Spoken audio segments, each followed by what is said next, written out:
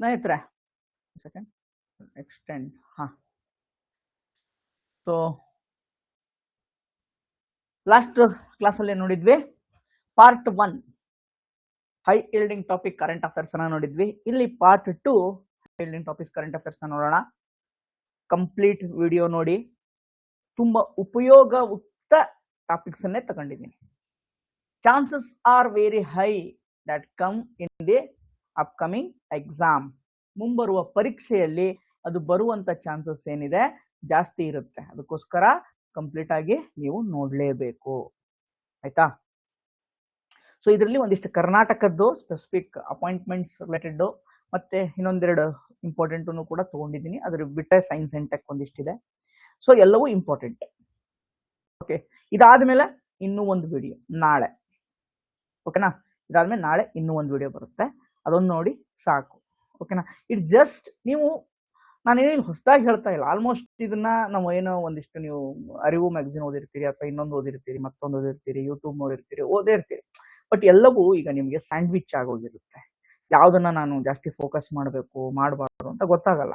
ಇವಾಗ last minute ಅಲ್ಲಿ ಒಂದು ಜಸ್ಟ್ ಈಗ ದಿಸ್ ಇಸ್ ದಿ ಒಂದು ಊಟದ ಸಮಯ ಆಗಿರ್ಬೋದು, ಅಥವಾ ಈಗ ಯಾರು ರೆಕಾರ್ಡಿಂಗ್ ನೋಡ್ತಿರಲ್ಲ ಅವ್ರು ಊಟದ ಸಮಯದಲ್ಲಿ ನೋಡ್ಕೊಳ್ಳಿ, ಅಥವಾ ಕಾಫಿ ಸಮಯದಲ್ಲಿ ನೋಡ್ಕೊಳ್ಳಿ.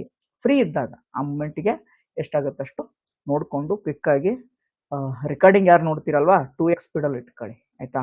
ರೆಕಾರ್ಡಿಂಗ್ ನೋಡಿ 2x ಸ್ಪೀಡಲ್ಲಿ ಇಟ್ಕೊಳ್ಳಿ, ಕ್ವಿಕ್ ಆಗಿ ಇದನ್ನ ಮುಗಿಸೋಣ ಬನ್ನಿ, ಆಯ್ತಾ?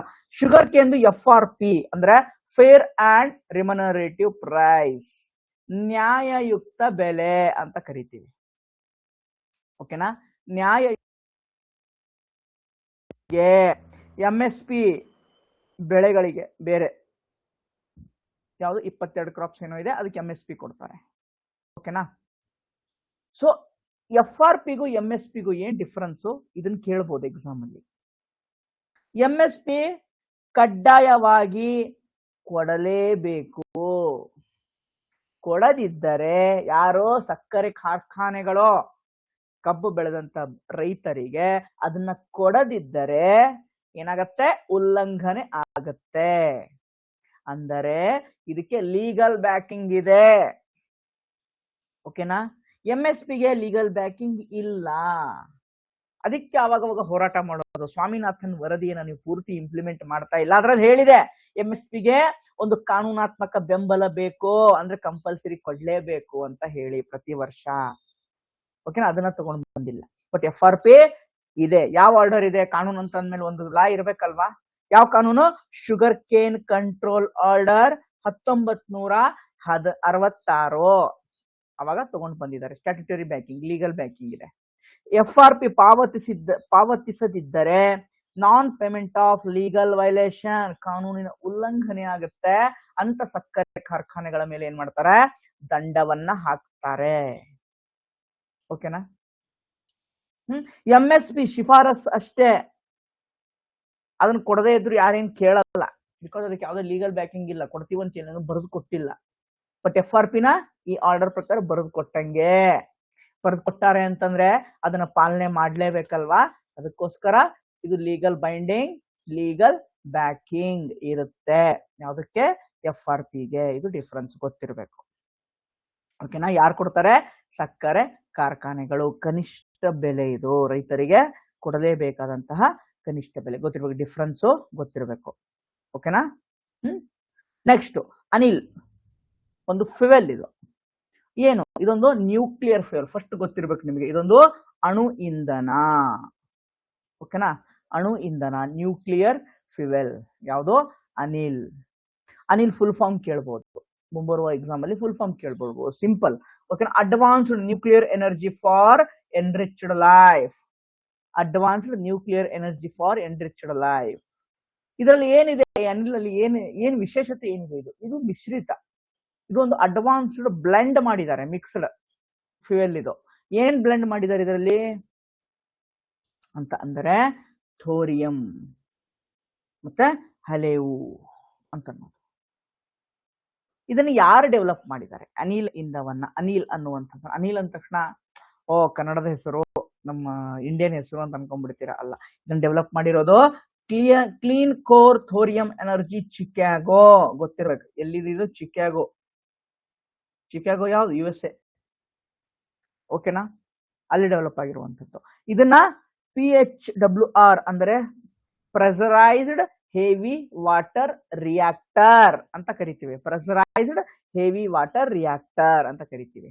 ಓಕೆನಾ, ಆ ರಿಯಾಕ್ಟರ್ಗಳಲ್ಲಿ ನೈಸರ್ಗಿಕ ಯುರೇನಿಯಂ ಬಿಟ್ಟು ಪರ್ಯಾಯವಾಗಿ, ನೈಸರ್ಗಿಕ ಯುರೇನಿಯಂ ಅಂದ್ರೆ ನ್ಯಾಚುರಲ್ ಯುರೇನಿಯಂ, ಏನು ನ್ಯೂಕ್ಲಿಯರ್ ಪವರ್ ಪ್ಲಾಂಟ್ ಗಳಲ್ಲಿ ಬಳಸ್ತಾರಲ್ವಾ, ಅದನ್ನ ರೀಪ್ಲೇಸ್ ಮಾಡಕ್ಕೆ ಈ ಅನಿಲ್ ಫ್ಯೂಯಲ್ ಅನ್ನ ಏನ್ ಮಾಡಿದ್ದಾರೆ, ಡೆವಲಪ್ ಮಾಡಿದ್ದಾರೆ. ಯಾಕೆ ಇದನ್ನ ಮೂಲ ಆಗಿದ್ದ ಅಲ್ಲಿ ಚಿಕಾಗೋದಲ್ಲಿ ಆಗಿರ್ಬೋದು, ಬಟ್ ಅದರಲ್ಲಿ ಹೆಚ್ಚಿನ ಕೊಡುಗೆ ಯಾರ್ದಿದೆ, ನಮ್ಮ ಭಾರತೀಯ ವಿಜ್ಞಾನಿ ಡಾಕ್ಟರ್ ಅನಿಲ್ ಕಾಕೋಡ್ಕರ್. ಓಕೆನಾ, ಬಟ್ ಇದು ಭಾರತದಲ್ಲಿ ಆಗಿಲ್ಲ, ಚಿಕಾಗೋದಲ್ಲಿ ಆಗಿದೆ. ಇದು ಗೊತ್ತಿರಬೇಕು, ಆಯ್ತಾ, Anil Kakodkar. Right. Next, methane alert response system, MARS ಅಂತ ಇದೆ.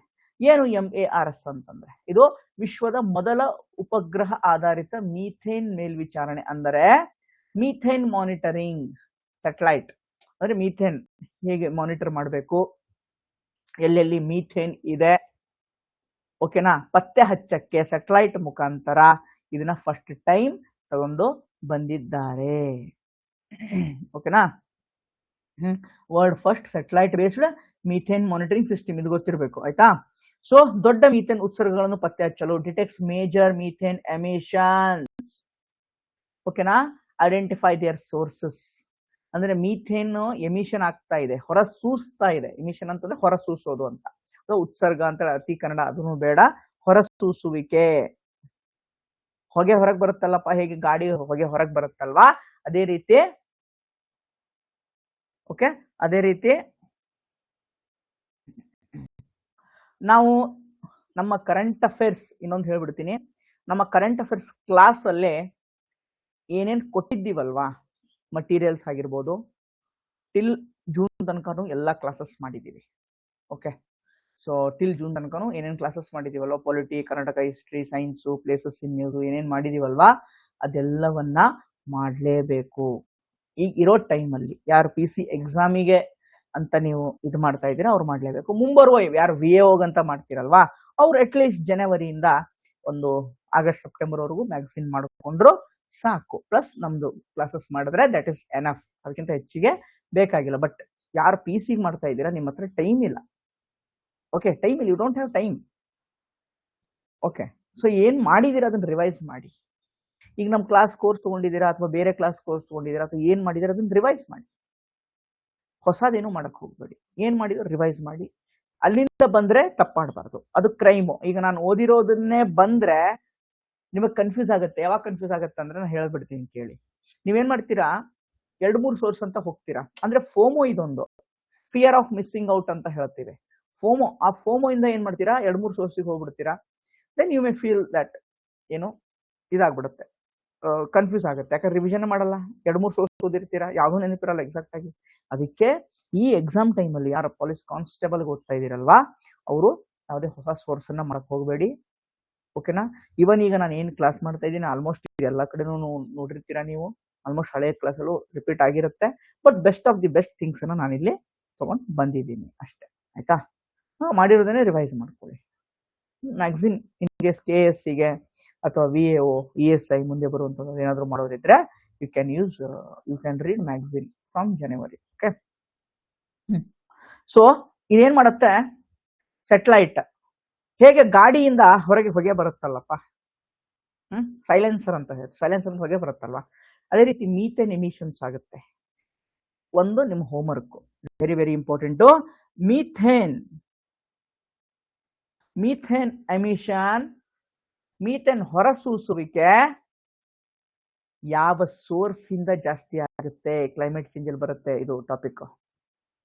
ಎನ್ವಿರಾನ್ಮೆಂಟ್ ಅಲ್ಲಿ ಮೀಥೇನ್ ಹೊರಸೂಸುವಿಕೆ ಯಾವುದರಿಂದ ಜಾಸ್ತಿ ಆಗ್ತಾ ಇದೆ.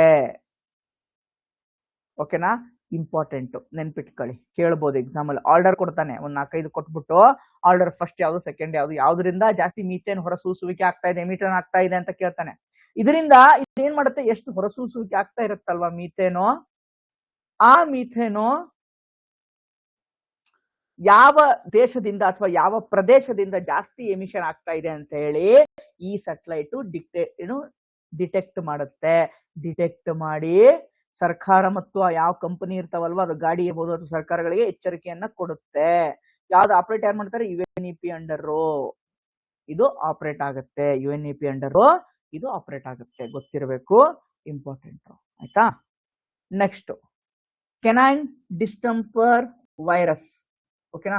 CDV ಅನ್ನೋದೊಂದು ಡಿಸೀಸ್. ಇದು ನಾಯಿಗಳು ಮತ್ತು ಕಾಡು ಮಾಂಸಾಹಾರಿ ಪ್ರಾಣಿಗಳಿಗೆ ತಗಲುವಂಥದ್ದು. ಕಾರ್ನಿವೈರಸ್ ಅಂತಂದ್ರೆ ಮಾಂಸಾಹಾರಿ ಪ್ರಾಣಿಗಳು ಬರುತ್ತೆ. ಯಾರು? ನಾಯಿಗಳಿಗೆ. ಡಾಗ್ಸ್ ಅಂಡ್ ಕಾರ್ನಿವರಸ್ಗೆ ಇದು ಬರುತ್ತೆ. ಇದು ಪ್ರಾಣಿಗಳಿಂದ ಮನುಷ್ಯರಿಗೆ ಬರುವುದಿಲ್ಲ. ಇದು ಟ್ವಿಸ್ಟ್. ಇಲ್ಲಿಂದನೇ ಬರ್ತಾವ ಪ್ರಶ್ನೆಗಳು. ಏನ್ ಕೊಡ್ತಾರೆ ಗೊತ್ತಾ? ಇಟ್ಸ್ ಝೂನಾಟಿಕ್ ಅಂತ ಕೊಟ್ಬಿಡ್ತಾನೆ. ಝೂನಾಟಿಕ್ ಅಂತಂದ್ರೇನು ಇಂಗ್ಲಿಷ್ ಅಲ್ಲಿ? ಕನ್ನಡದಲ್ಲಿ ಅದ್ರ ಮೀನಿಂಗು ಪ್ರಾಣಿಗಳಿಂದ ಮನುಷ್ಯರಿಗೆ ಹರಡುವಂತ ರೋಗ ಝೂನಾಟಿಕ್. ಕೋವಿಡ್ ಯಾವ್ದೋ ಒಂದು ಪ್ರಾಣಿಯಿಂದ ಬಂದಿರುವಂತದ್ದು, ರೈಟ್? ಆ ರೀತಿ ಅವಲ್ಲ ಝೂನಾಟಿಕ್ ಡಿಸೀಸ್ ಅಂತ.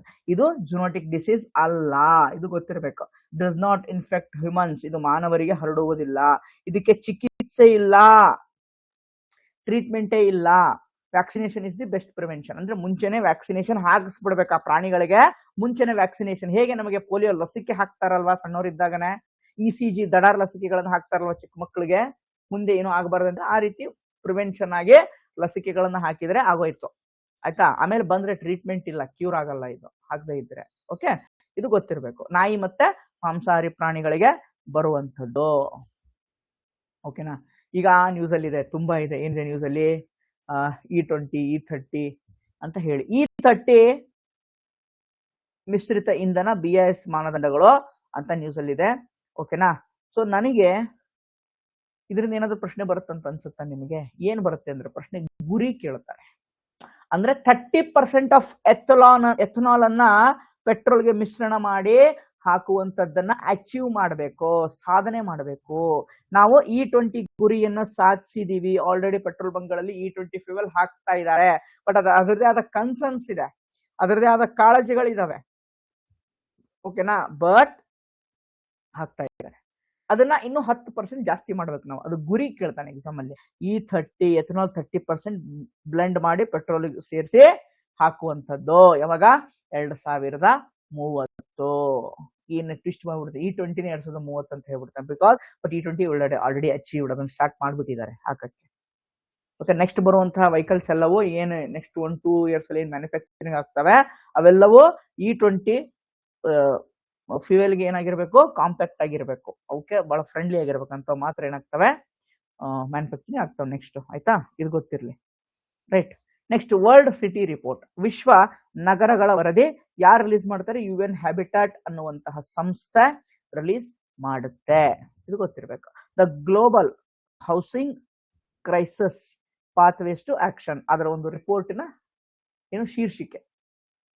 ಇದರಲ್ಲಿ ಏನೇನು ಈ ರಿಪೋರ್ಟ್ ಕೊಡ್ಬೇಕಾದ್ರೆ ಏನೇನು ನೋಡ್ತಾರ ಅವರು? ವಸತಿ ವೆಚ್ಚ ಅಂದ್ರೆ ಎಷ್ಟು ರೆಂಟ್ ಕೊಡ್ತಾ ಇದ್ದಾರೆ, ಅಥವಾ ಭೂಮಿ ಒಂದು ಮನೆ ತಗೋಬೇಕು, ಸೈಟ್ ತಗೋಬೇಕು, ಎಷ್ಟು ಖರ್ಚಾಗ್ತಾ ಇದೆ.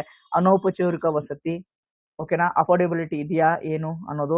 ಹವಾಮಾನ ಅಪಾಯಗಳು ಏನು, ಅರ್ಬನ್ ಫ್ಲಡ್ಡಿಂಗ್ ಆಗುತ್ತಾ, ಅರ್ಬನ್ ಹೀಟ್ ಐಲ್ಯಾಂಡ್ ಆಗುತ್ತಾ, ಅಲ್ಲಿ ಏನಾದ್ರು ಇದೆಯಾ ಆ ಥರದ್ದು ಅಂತ ಹೇಳಿ ಅದನ್ನು ಏನ್ ಮಾಡ್ಬೋದು, ಎಲ್ಲವನ್ನ ನೋಡ್ಕೋತಾರೆ.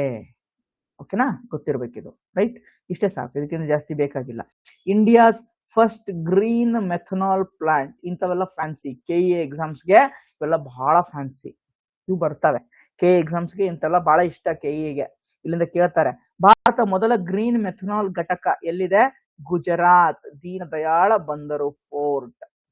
ಓಕೆನಾ? ದೀನ್ ದಯಾಳ್ ಫೋರ್ಟ್ ಅಲ್ಲಿ ಏನ್ ಮಾಡಿದ್ದಾರೆ? India's first green methanol plant ಅನ್ನ ಮಾಡಿದ್ದಾರೆ. ಇದಕ್ಕೆ ಯಾವ ಸಸ್ಯವನ್ನು ಬಳಸ್ತಾರೆ?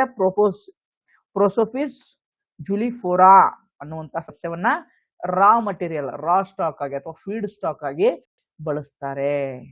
ಇನಿಷಿಯಲಿ ಇದೊಂದು ಡೆಮಾನ್ಸ್ಟ್ರೇಷನ್ ಪ್ರಾಜೆಕ್ಟ್ ಆಗಿತ್ತು, ಬಟ್ ಇತ್ತೀಚೆಗೆ ಫುಲ್ ಟೈಮ್ ಮಾಡ್ತಾ ಇದ್ದಾರೆ. ಸಪೋರ್ಟ್ಸ್ ಗ್ರೀನ್ ಪೋರ್ಟ್ಸ್, ಹಸಿರು ಬಂದರ ಅಂತಂದ್ರೆ ಅಲ್ಲಿ ಏನೇ ಆಕ್ಟಿವಿಟಿಗಳು ಅಂದ್ರೆ ಫ್ಯೂಯಲ್ ಏನೇ ಬಳಕೆ ಮಾಡ್ಬೇಕಾಗಿತ್ತು ಅಂತಂದ್ರೆ ಅಲ್ಲೆಲ್ಲವೂ ಮೆಥನಾಲ್ ಬಳಕೆ ಮಾಡ್ಬೇಕು ಡೈರೆಕ್ಟ್ ಆಗಿ ಅಂತ. ಓಕೆನಾ? ಅಂದ್ರೆ ಗ್ರೀನ್ ಪೋರ್ಟ್ ಅಂದ್ರೆ ಎಮಿಷನ್ ಕಮ್ಮಿ ಇರುವಂತಹ ಬಂದರುಗಳು ಅಂತ ಹೇಳ್ಬೋದು. ಕ್ಲೀನ್ ಶಿಪ್ಪಿಂಗ್ ಫ್ಯೂಯಲ್ಸ್, ಓಕೆನಾ, ಸ್ವಚ್ಛ ಹಡಗು ಉತ್ತೇಜನಕ್ಕೆ ಇದು ಮಾಡುತ್ತೆ. ಯಾಕೆಂದ್ರೆ ನಮ್ದು ನೆಟ್ ಝೀರೋ ಎಮಿಷನ್ಸ್ ನಾವು ಫಾಲೋ ಇದನ್ನ ಮಾಡ್ಬೇಕಲ್ವಾ, ಟಾರ್ಗೆಟ್ ರೀಚ್ ಆಗ್ಬೇಕಲ್ವಾ 2050ಕ್ಕೆ. ಅದಕ್ಕೆ ಇದು ಒಂದು ದಾರಿದೀಪವಾಗಿ ಕೆಲಸವನ್ನ ಮಾಡುತ್ತೆ. ಓಕೆನಾ. Next topic green methanol. ಈ ಗ್ರೀನ್ ಮೆಥನಾಲ್ ಆಗಿದೆ ಅಂತ ಹೇಳಿದ್ವಲ್ವಾ, ಏನ್ ಇದನ್ನ ಇನ್ನೊಂದು ಸ್ವಲ್ಪ ನೋಡ್ಬಿಡೋಣ. ಗ್ರೀನ್ ಮೆಥನಾಲ್ ಅಂದ್ರೆ ಏನು? ಇದು ಒಂದು biomass producer from the biomass, ಓಕೆನಾ, ಆರ್ ಗ್ರೀನ್ ಹೈಡ್ರೋಜನ್. ಗ್ರೀನ್ ಹಸಿರು ಹೈಡ್ರೋಜನ್ ಅಥವಾ ಜೈವಿಕ ವಸ್ತು, ಓಕೆನಾ. ಬಯೋಮಾಸ್ ಅಂದ್ರೆ ಗೊತ್ತು, ಜೈವಿಕ ವಸ್ತು, ರೈಟ್, ಏನಾದ್ರೂ ಆಗಿರ್ಬೋದು, ಓಕೆನಾ. ಇದರಲ್ಲಿ ಏನಿರುತ್ತೆ, ಲೋ ಕಾರ್ಬನ್ ಇರುತ್ತೆ. ಅಂದ್ರೆ ಎಮಿಷನ್ಸ್, ಆಬ್ವಿಯಸ್ಲಿ ಕಾರ್ಬನ್ ಎಮಿಷನ್ ಕಮ್ಮಿ ಆಗುತ್ತೆ, ಕ್ಲೈಮೇಟ್ ಚೇಂಜ್ ಕಮ್ಮಿ ಆಗುತ್ತೆ, ಎಮಿಷನ್ ಕಮ್ಮಿ ಆಗುತ್ತೆ, ಕ್ಲೀನ್ ಎನ್ವಿರಾನ್ಮೆಂಟ್ ಇರುತ್ತೆ. ಇದೊಂದು ರಿನ್ಯೂವಬಲ್ ಫ್ಯೂಯಲ್, ಮತ್ತೆ ಮತ್ತೆ ಬಳಕೆ ಮಾಡಬಹುದಾದಂತ ಫ್ಯೂಯಲ್, ರಿನ್ಯೂವಬಲ್ ಫ್ಯೂಯಲ್ ಅಲ್ವಾ. ಇದೊಂದು ರಿನ್ಯೂವಬಲ್ ಫ್ಯೂಯಲ್, ಓಕೆನಾ. ನೆಕ್ಸ್ಟ್ ಇದೊಂದು ಹಸಿರು ಮನೆ ಅನಿಲವನ್ನ ಏನು green house gas reduction, obviously, ಯಾಕಂದ್ರೆ ಕಾರ್ಬನ್ ಎಮಿಷನ್ ಕಮ್ಮಿ ಆಗುತ್ತೆ ಅಂತಂದ್ರೆ ಹಸಿರು ಮನೆ ಪರಿಣಾಮವನ್ನು ಏನ್ ಮಾಡುತ್ತೆ, ಕಮ್ಮಿ ಮಾಡುತ್ತೆ, ಓಕೆನಾ. ಬಯೋಮಾಸ್ ಅಂದ್ರೆ ಏನು, ಈಸಿಯಾಗಿ ಸಿಗುವಂತದ್ದು ನಮಗೆ.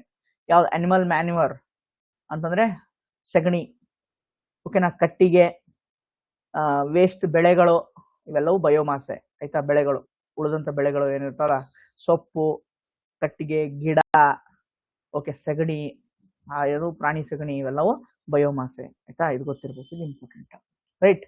ಸೊ ಗೊತ್ತಿರ್ಬೇಕು, ಯಾಕಂದ್ರೆ ಗ್ರೀನ್ ಗ್ಯಾಸ್ ಎಮಿಷನ್ ರಿಡ್ಯೂಸ್ ಮಾಡಕ್ಕೆ ಇದನ್ನ ಮಾಡ್ತಾ ಇದೀವಿ, ಆಯ್ತಾ. Capital risk weighted asset ratio, CRAR ಅಂತ ಹೇಳ್ತೀವಿ. ಏನು capital weighted risk asset ratio ಅಂತಂದ್ರೆ, ಈಗ ಬ್ಯಾಂಕ್ಗಳು ಬಂಡವಾಳ ಅಂದ್ರೆ ಸಾಲವನ್ನ ಕೊಡ್ತಾರೆ, ಸಾಲವನ್ನ ತಗೋತಾರೆ, ಇಷ್ಟು ದುಡ್ಡು ಇರಬೇಕು ಅಂತ ಡಿಸೈಡ್ ಆಗುತ್ತೆ. ಅಂದ್ರೆ ನೀವು ಬ್ಯಾಂಕ್ರಪ್ಟ್, ಒಂದು ಬ್ಯಾಂಕು ದಿವಾಳಿ ಆಗಬಾರದು ಅನ್ನೋ ಕಾರಣಕ್ಕೆ, ಅಂದ್ರೆ ಇಷ್ಟು ಕ್ಯಾಪಿಟಲ್ ಅಂದ್ರೆ ಅಷ್ಟು ಸ್ವತ್ತು, ಅದರ ಒಂದಿಷ್ಟು ಸ್ವತ್ತು ಅಂತ ಏನಿರ್ಬೇಕು, ಅದು ಯಾವಾಗಲೂ ಮೇಂಟೈನ್ ಆಗ್ತಾನೆ ಇರಬೇಕು. ಅಡಕ್ವಸಿ, ಬೇಕಾದಷ್ಟು ಸ್ವತ್ತು ಇರಲೇಬೇಕು, ಬಂಡವಾಳ ಇರಲೇಬೇಕು, ಓಕೆನಾ. RBI ಏನ್ ಮಾಡಿದೆ, ಅದಕ್ಕೋಸ್ಕರ ಬಂಡವಾಳಗಳನ್ನು ಸುಮ್ಮನೆ ಸಿಕ್ಕಂಗ್ ದುಡ್ಡನ್ನು ಸಾಲ ಕೊಡಂಗಿಲ್ಲ, ಸಿಕ್ಕಂಗ್ ಖರ್ಚು ಮಾಡಂಗಿಲ್ಲ. ನೀವೇನಾದ್ರು ದಿವಾಳಿ ಆಗ್ತಾ ಇದ್ದೀರಿ ಅಂದ್ರೆ ಬ್ಯಾಂಕ್ಗಳೇ, ಅದನ್ನ ತಡ್ಕೊಳ್ಳೋ ಕೆಪಾಸಿಟಿ ನಿಮ್ಗೆ ಇರಬೇಕು. ಹೇಗಿರುತ್ತೆ, ಈ ಕ್ಯಾಪಿಟಲ್ ಅನ್ನ ನೀವು ಇಟ್ಕೋಬೇಕು, ಬಂಡವಾಳವನ್ನ ಒಂದಿಷ್ಟು ಸೈಡ್ ಅಲ್ಲಿ ಇಟ್ಕೋಬೇಕು. ಏನೇ ರಿಸ್ಕ್ ಇದೆ ಅಂತಂದ್ರು ಅವಾಗ ನೀವು ಬಚಾವ್ ಆಗಬಹುದು ಅನ್ನೋ ಕಾರಣಕ್ಕೆ. ಬಟ್ ಒಂದಿಷ್ಟು RBI ಇತ್ತೀಚೆಗೆ ಬದಲಾವಣೆಗಳನ್ನ ತೆಗೆದುಕೊಂಡು ಬಂದಿದೆ, ಓಕೆನಾ. NPA ಹೆಚ್ಚುವರಿ ಪ್ರೊವಿಷನ್ ಷರತ್ತುಗಳನ್ನು RBI ತೆಗೆದುಹಾಕಿದೆ, ಓಕೆನಾ. CRAR ಬ್ಯಾಂಕಿನ ಬಂಡವಾಳ ಅಥವಾ ಅಪಾಯ ತೂಕದ ಆಸ್ತಿಗಳು, ಅಂದ್ರೆ ಯಾವಾಗ ಬೇಕಾಗತ್ತಲ್ವಾ, ಅಪಾಯ ಇರುತ್ತೆ, ಯಾವಾಗ ಬ್ಯಾಂಕ್ ಒಂದು ಮುಳುಗ್ತಾ ಇದೆ ಅಂತ ಅನ್ಸುತ್ತೆ, ಅವಾಗ ಇದನ್ನ ಯೂಸ್ ಮಾಡ್ಕೋಬಹುದು, ಓಕೆನಾ. ಸೊ ಇದು ಎಲ್ಲಿಂದ ಬಂತು, ಇದಕ್ಕೆ ಬೇಸೆಲ್ 3 ನಾರ್ಮ್ಸ್. ಸಿಂಪಲ್ ಬರುತ್ತೆ ಕ್ವಶನ್ ಅಲ್ಲಿ, ಏನ್ ಗೊತ್ತಾ, ಬೇಸೆಲ್ 3 ನಾರ್ಮ್ಸ್ ಯಾವ್ದಕ್ಕೆ ಸಂಬಂಧಪಟ್ಟಿದೆ, ಬ್ಯಾಂಕಿಂಗ್ ಗೆ ಸಂಬಂಧಪಟ್ಟಿದೆ. ಇದು UPSC 2017ರಲ್ಲಿ ಪ್ರಿಲಿಮ್ಸ್ ಅಲ್ಲಿ ಸಿಂಪಲ್ ಕ್ವಶನ್ ಬಂದಿತ್ತು. ಅವಾಗ ಕರೆಂಟ್ ಅಫೇರ್ಸ್ ಅಂದ್ರೆ ಅಷ್ಟು ಡೆಪ್ತ್ ಆಗಿ ಇರ್ತಾ ಇರಲಿಲ್ಲ, ಬಿಕಾಸ್ ಅಷ್ಟು ರಿಸೋರ್ಸಸ್ ಇರಲಿಲ್ಲ. ಅವಾಗ ನ್ಯೂಸ್ ಪೇಪರ್ ಓದ್ತಾ ಇದ್ರು, ಒಂದ್ ಯಾವ್ದೋ ಮ್ಯಾಗಝಿನ್ ಬರ್ತಾ ಇತ್ತು ಅಷ್ಟೇ, ಅದನ್ನು ಅಷ್ಟು ಮ್ಯಾಗಝಿನ್ಸ್ ಜಾಸ್ತಿ ಇರ್ಲಿಲ್ಲ. ಈ ತರ ಸಿಕ್ಕಂಗೆ ನಾವು ನನ್ನ ಹಿಡ್ಕೊಂಡೇ ಹೇಳ್ತೀನಿ, ಯೂಟ್ಯೂಬ್ ವಿಡಿಯೋಸು, ಟೆಲಿಗ್ರಾಮ್ ಚಾನಲ್ಸು, ಇವ್ಯಾವ ಇರ್ಲಿಲ್ಲ ಅವಾಗ, ನಥಿಂಗ್ ಮಚ್, ಓಕೆ. ಸೊ ಈಗ ಬಂದಿದ್ದಾವೆ, ಈಗ ಅದಕ್ಕೆ ಕಾಂಪಿಟೇಷನ್ ಇದೆ, ಓಕೆ. ಈಗ ಅಷ್ಟು ಈಸಿ ಕ್ವಶನ್ಸ್ ಬರಲ್ಲ, ಅವಾಗ ಬಂದಿತ್ತು, ಬಟ್ ಗೊತ್ತಿರಲಿ, ಕೇಳ್ಬೋದು, ಹೇಳಕ್ಕಾಗಲ್ಲ, ಓಕೆ. ಬೇಸೆಲ್ 3 ನಾರ್ಮ್ಸ್ ಯಾವ್ದಕ್ಕೆ ಸಂಬಂಧಪಟ್ಟಿದೆ, ಬ್ಯಾಂಕ್ಗಳ ಒಂದು ಬಂಡವಾಳವನ್ನ ಹೇಗೆ ಮೇಂಟೈನ್ ಮಾಡಬೇಕು ಅನ್ನೋದಕ್ಕೆ ಸಂಬಂಧಪಟ್ಟಿದೆ. ಟೈರ್ 1 ಕ್ಯಾಪಿಟಲ್, ನಷ್ಟವನ್ನ ಹೀರಿಕೊಳ್ಳೋ ಒಂದು ಅತ್ಯುತ್ತಮ ಬಂಡವಾಳ, ಓಕೆ. ಇಷ್ಟು ಗೊತ್ತಿರ್ಲಿ ಸಾಕು. ಬೇಸೆಲ್ 3 ನಾರ್ಮ್ಸ್ ಬ್ಯಾಂಕ್ಗಳು ದಿವಾಳಿ ಆಗೋದನ್ನ ತಪ್ಸಕ್ಕೆ ಅವ್ರ ಹತ್ರ ಇಟ್ಟುಕೊಳ್ಳುವಂತಹ ದುಡ್ಡು, ಓಕೆನಾ. Next she-marts. ಏನು ಶಿ-ಮಾರ್ಟ್ ಅಂತಂದ್ರೆ, ಇದೊಂದು self help entrepreneurs marketing avenues for rental transformation ಅಂತ ಹೇಳ್ತೀನಿ. ಇದನ್ನ ಯಾವಾಗ ತಗೊಂಡ್ಬಂದಪ್ಪ, ರೀಸೆಂಟ್ ಬಜೆಟ್ ಅಲ್ಲಿ ಇದನ್ನ ತಗೊಂಡು ಬಂದಿದ್ದಾರೆ, ಓಕೆನಾ. ಗ್ರಾಮೀಣ ಮಹಿಳೆಯರು ಇರ್ತಾರಲ್ವಾ, ರೂರಲ್ ವುಮೆನ್, ಅಲ್ಲಿ ಸೆಲ್ಫ್ ಹೆಲ್ಪ್ ಗ್ರೂಪ್ಗಳು ಇರ್ತವೆ, ಅಥವಾ ಗ್ರಾಮೀಣ ಮಹಿಳೆಯರೇ ಏನೋ ಒಂದು ಚಿಕ್ಕ ಉದ್ಯಮಗಳನ್ನ ಮಾಡ್ತಾ ಇರ್ತಾರೆ ಅಲ್ವಾ. ಅವ್ರಿಗೆ ಒಂದು ಮಾರ್ಕೆಟಿಂಗ್ ಅನ್ನ, ಒಂದು ಮಾರ್ಕೆಟ್ ಅನ್ನ ಏನ್ ಮಾಡೋದು, ಅವ್ರಿಗೆ ತೋರಿಸ್ಕೊಡೋದು, ಓಕೆ. ಹೇಗೆ ಅವರ ಒಂದು ಪ್ರಾಡಕ್ಟ್ ಅನ್ನ ಮಾರಬೇಕು, ಹೇಗೆ ಕಸ್ಟಮರ್ಗೆ ರೀಚ್ ಆಗಬೇಕು, ಆ ತರ ಒಂದು ಮಾರ್ಟ್, ಡಿ ಮಾರ್ಟ್ ಅಂತ ಇದೆಯಲ್ಲ, ಅದೊಂಥರ ಸೂಪರ್ ಮಾರ್ಕೆಟ್ ತರ ಅಂತ ನೀವು ಅನ್ಕೋಬಹುದು. Self help entrepreneurs market avenue for rural transformation. ಗ್ರಾಮೀಣ ಭಾಗದಲ್ಲಿ ಇರುವಂತಹ ಮಹಿಳಾ ಉದ್ಯಮಿಗಳಿಗೆ ಹೆಲ್ಪ್ ಆಗೋ ತರ ಇದನ್ನ ಮಾಡಿದ್ದಾರೆ. ಮಾರುಕಟ್ಟೆ ಸಂಪರ್ಕ ಸಿಂಪಲ್, ಇದೊಂದು ಮಾರ್ಕೆಟ್ ಆಕ್ಸೆಸ್. ಇಲ್ಲಿ ಹೋಗಿ ಒಬ್ಬ ಮಹಿಳೆ ಇರ್ತಾರೆ, ಈ ಮಹಿಳೆ ಹೋಗಿ ಒಂದು ಇದು ಮಾರ್ಟ್ ಗೆ ಹೋಗ್ತಾರೆ, ಅಲ್ಲಿ ಏನೇನಿದೆ ಏನೇನ್ ಬೇಕು ಎಲ್ಲವನ್ನ ಮಾರಾಟ ಮಾಡ್ತಾರೆ, ಅದು ಸೀದಾ ಮಾರ್ಕೆಟಿಗೆ ಹೋಗುತ್ತೆ. ಮಾರ್ಕೆಟ್ ಆಕ್ಸೆಸ್ ಸಿಗದೆ ಇರೋರಿಗೆ ಈ ಮಾರ್ಟ್ ಮುಖಾಂತರ ಏನ್ ಮಾಡಬಹುದು, ಮಹಿಳಾ ಉದ್ಯಮಿಗಳು ಅದನ್ನ ಬಳಸಿಕೊಳ್ಳಬಹುದು. ಗೊತ್ತಾಯ್ತಾ? Deen Dayal Antyodaya national rural livelihood mission, ಗ್ರಾಮೀಣ ರಾಷ್ಟ್ರೀಯ ಗ್ರಾಮೀಣ ಜೀವನೋಪಾಧ್ಯಾಯ ಅಂತ ಬರುತ್ತೆ. ಆ ಒಂದು ಸ್ಕೀಮ್ ಅಲ್ಲಿ ಇದನ್ನ ತೆಗೆದುಕೊಂಡು ಬಂದಿದ್ದಾರೆ. ರೈಟ್, ಗೊತ್ತಿರ್ಬೇಕು, ಮಾರ್ಟ್ಸ್ ಗೊತ್ತಿರ್ಲಿ. ನೆಕ್ಸ್ಟ್ ಟಿಮ್ ಅಂತ ಒಂದು ಸ್ಕೀಮ್ ಇದೆ. ಫಸ್ಟ್ ಫುಲ್ ಫಾರ್ಮ್ ತಿಳ್ಕೊಂಡ್ಬಿಡೋಣ. ಟ್ರೇಡ್ ಎನೇಬಲ್ಮೆಂಟ್ ಅಂಡ್ ಮಾರ್ಕೆಟಿಂಗ್ ಅಂತ ಇದೆ. ಟ್ರೇಡ್ ಎನೇಬಲ್ಮೆಂಟ್ ಅಂಡ್ ಮಾರ್ಕೆಟಿಂಗ್ ಇದು ಯಾವ ಮಿನಿಸ್ಟ್ರಿ ಅಂತ ಬರುತ್ತೆ? Ministry of MSME. ಏನ್ ಮಾಡ್ತಾರೆ ಇಲ್ಲಿ? ಇದರಲ್ಲಿ ಈ ಮಿನಿಸ್ಟ್ರಿ ಆಫ್ MSME 5 ಲಕ್ಷ ಯಾವ MSC micro and small enterprises ಇದಾವಲ್ವಾ, ಮೈಕ್ರೋ ಮತ್ತು ಸ್ಮಾಲ್ ಎಂಟರ್ಪ್ರೈಸಸ್, ಚಿಕ್ಕ ಚಿಕ್ಕ ಫ್ಯಾಕ್ಟರಿಗಳು, ಕಂಪನಿಗಳಿಗೆ 5 ಲಕ್ಷ ಕಂಪನಿಗಳಿಗೆ ಹಣಕಾಸು ನೆರವನ್ನ ಮಾಡ್ತವೆ. ಓಕೆ, ಬೇರೆ ಬೇರೆ ಮಾರ್ಕೆಟಿಂಗ್ ನೆರವನ್ನ ಮಾಡ್ತವೆ. ಓವರ್ ಆಲ್ ಆ ಒಂದು MSE ಗಳಿಗೆ ಅಂದ್ರೆ ಮೈಕ್ರೋ ಮತ್ತು ಸ್ಮಾಲ್ ಎಂಟರ್ಪ್ರೈಸಸ್ ಗಳಿಗೆ ಸುಮಾರು 5 ಲಕ್ಷ ಆ ಕಂಪನಿಗಳಿಗೆ ಸಹಾಯ ಮಾಡುವಂಥದ್ದು. ಏನಪ್ಪ ಮಾಡುವಂಥದ್ದು ಅಂದ್ರೆ, ಇದೊಂದು ಡಿಜಿಟಲ್ ಪ್ಲಾಟ್ಫಾರ್ಮ್ ಕೊಡ್ತವೆ. ಒನ್ ನೇಷನ್ ONDC ಅಂತ ಹೇಳಿ, ಒನ್ ನೇಷನ್ ಡಿಜಿಟಲ್ ಕಮ್ಯುಟಿಂಗ್ ಅಂತ ಏನು ಬರುತ್ತೆ, ಅದಕ್ಕೋಸ್ಕರ ಇದು ಮಾಡಿರುವಂಥದ್ದು. ಇವೆಲ್ಲವೂ ಒಂದೇ ಡಿಜಿಟಲ್ ಪ್ಲಾಟ್ಫಾರ್ಮ್ ಗಳಲ್ಲಿ ಇವೆಲ್ಲವೂ ಬರಬೇಕು. ಅವರ ವ್ಯಾಪಾರ ಏನಿದೆ ಉತ್ತೇಜನ ಆಗಬೇಕು ಅನ್ನೋ ಕಾರಣಕ್ಕೆ. ಓಕೆನಾ? ಗೊತ್ತಿರಬೇಕು, important. Next very very important. Next ಬರುವಂತ ಯಾವುದೇ KS ಆದ್ರೂ ಬರ್ಬೋದು ಇದು ಎಕ್ಸಾಮ್, ಯಾಕಂದ್ರೆ Karnataka current affairs paper 2 exclusive ಆಗಿದೆ. ಇದು ಬರ್ಬೋದು. I am expecting this one. Okay, KE ನಲ್ಲಿ ಬರ್ಬೋದು, PSI ಬರ್ಬೋದು, VL ಎಲ್ಲಾದ್ರೂ ಬರ್ಬೋದು. Karnataka current affairs usually recent ಆಗಿರುವಂತ ಅಪಾಯಿಂಟ್ಮೆಂಟ್ಸ್, ನೇಮಕಾತಿಗಳ ಮೇಲೆ ಪ್ರಶ್ನೆಗಳು ಬಂದೇ ಬರುತ್ತೆ. ಪ್ರಶ್ನೆಗಳು ಯೂಶಲಿ ಬಂದೇ ಬರ್ತವೆ. ಕರ್ನಾಟಕ ರಾಜ್ಯ ಮಾನವ ಹಕ್ಕುಗಳ ಆಯೋಗ, Karnataka state human rights commission, ಇತ್ತೀಚೆಗೆ ಅದರ ಅಧ್ಯಕ್ಷರದ್ದು ಒಂದು ಇದಾಗಿದೆ, ಆಯ್ಕೆಯಾಗಿದೆ. PN ದೇಸಾಯಿ, ನ್ಯಾಯಮೂರ್ತಿ PN ದೇಸಾಯಿ ಅವರು ಆಯ್ಕೆಯಾಗಿದ್ದಾರೆ. ರಿಟೈರ್ಡ್ ಹೈಕೋರ್ಟ್ ಜಡ್ಜ್ ಇವರು. ಯೂಶಲಿ ಒಬ್ರು ಅಧ್ಯಕ್ಷರು ಇರ್ತಾರೆ, ಇಬ್ಬರು ಸದಸ್ಯರು ಇರ್ತಾರೆ. ಅಧ್ಯಕ್ಷ ಯೂಶಲಿ ಯಾರು ಇರ್ತಾರೆ? ಫಾರ್ಮರ್ CJ ಅಥವಾ ರಿಟೈರ್ಡ್ ಹೈಕೋರ್ಟ್ ಜಡ್ಜ್. ಓಕೆನಾ? ಚೀಫ್ ಜಸ್ಟಿಸ್ ಆದ್ರೂ ಆಗಿರ್ಬೋದು, ರಿಟೈರ್ಡ್ ಹೈಕೋರ್ಟ್ ಜಡ್ಜ್ ಆದ್ರೂ ಆಗಿರ್ಬೋದು. ಅಧಿಕಾರಾವಧಿ 3 ವರ್ಷ ಅಥವಾ 70 ವರ್ಷಗಳವರೆಗೂ ಇರುತ್ತೆ. ಯಾರು ಆಯ್ಕೆ ಮಾಡ್ತಾರೆ? ಯಾರು ಆಯ್ಕೆ ಮಾಡ್ತಾರೆ ಇವ್ರನ್ನ ಅಂತಂದ್ರೆ, ಆಯ್ಕೆ ಸಮಿತಿ ಒಳಗೆ ಯಾರು ಇರ್ತಾರೆ? Chairman of the legislative council in case ಇದ್ದರೆ. ಓಕೆನಾ? ಇಲ್ಲಾಂದ್ರೆ ಸ್ಪೀಕರ್ ಇರ್ತಾರೆ. ಓಕೆನಾ? Speaker, home minister, next leader of opposition. ಓಕೆನಾ? ಇವ್ರು ಇರ್ತಾರೆ ಸೆಲೆಕ್ಷನ್. ಅವರೊಬ್ಬರನ್ನ ಸೆಲೆಕ್ಟ್ ಮಾಡ್ತಾರೆ. ಆ ಸೆಲೆಕ್ಟ್ ಮಾಡಿದ್ದನ್ನ ಯಾರಿಗೆ ಹೇಳ್ತಾರೆ? ಗವರ್ನರ್ಗೆ ಹೇಳ್ತಾರೆ. ಗವರ್ನರ್ ಅವ್ರನ್ನ ಅಪಾಯಿಂಟ್ ಮಾಡ್ತಾರೆ. ಸಿಂಪಲ್. ಬಟ್ ತೆಗೆದು ಹಾಕೋದು ಯಾರು? ರಿಮೂವಲ್ ಪ್ರೆಸಿಡೆಂಟೇ. ಓಕೆನಾ? ಇದು ಇಂಪಾರ್ಟೆಂಟ್.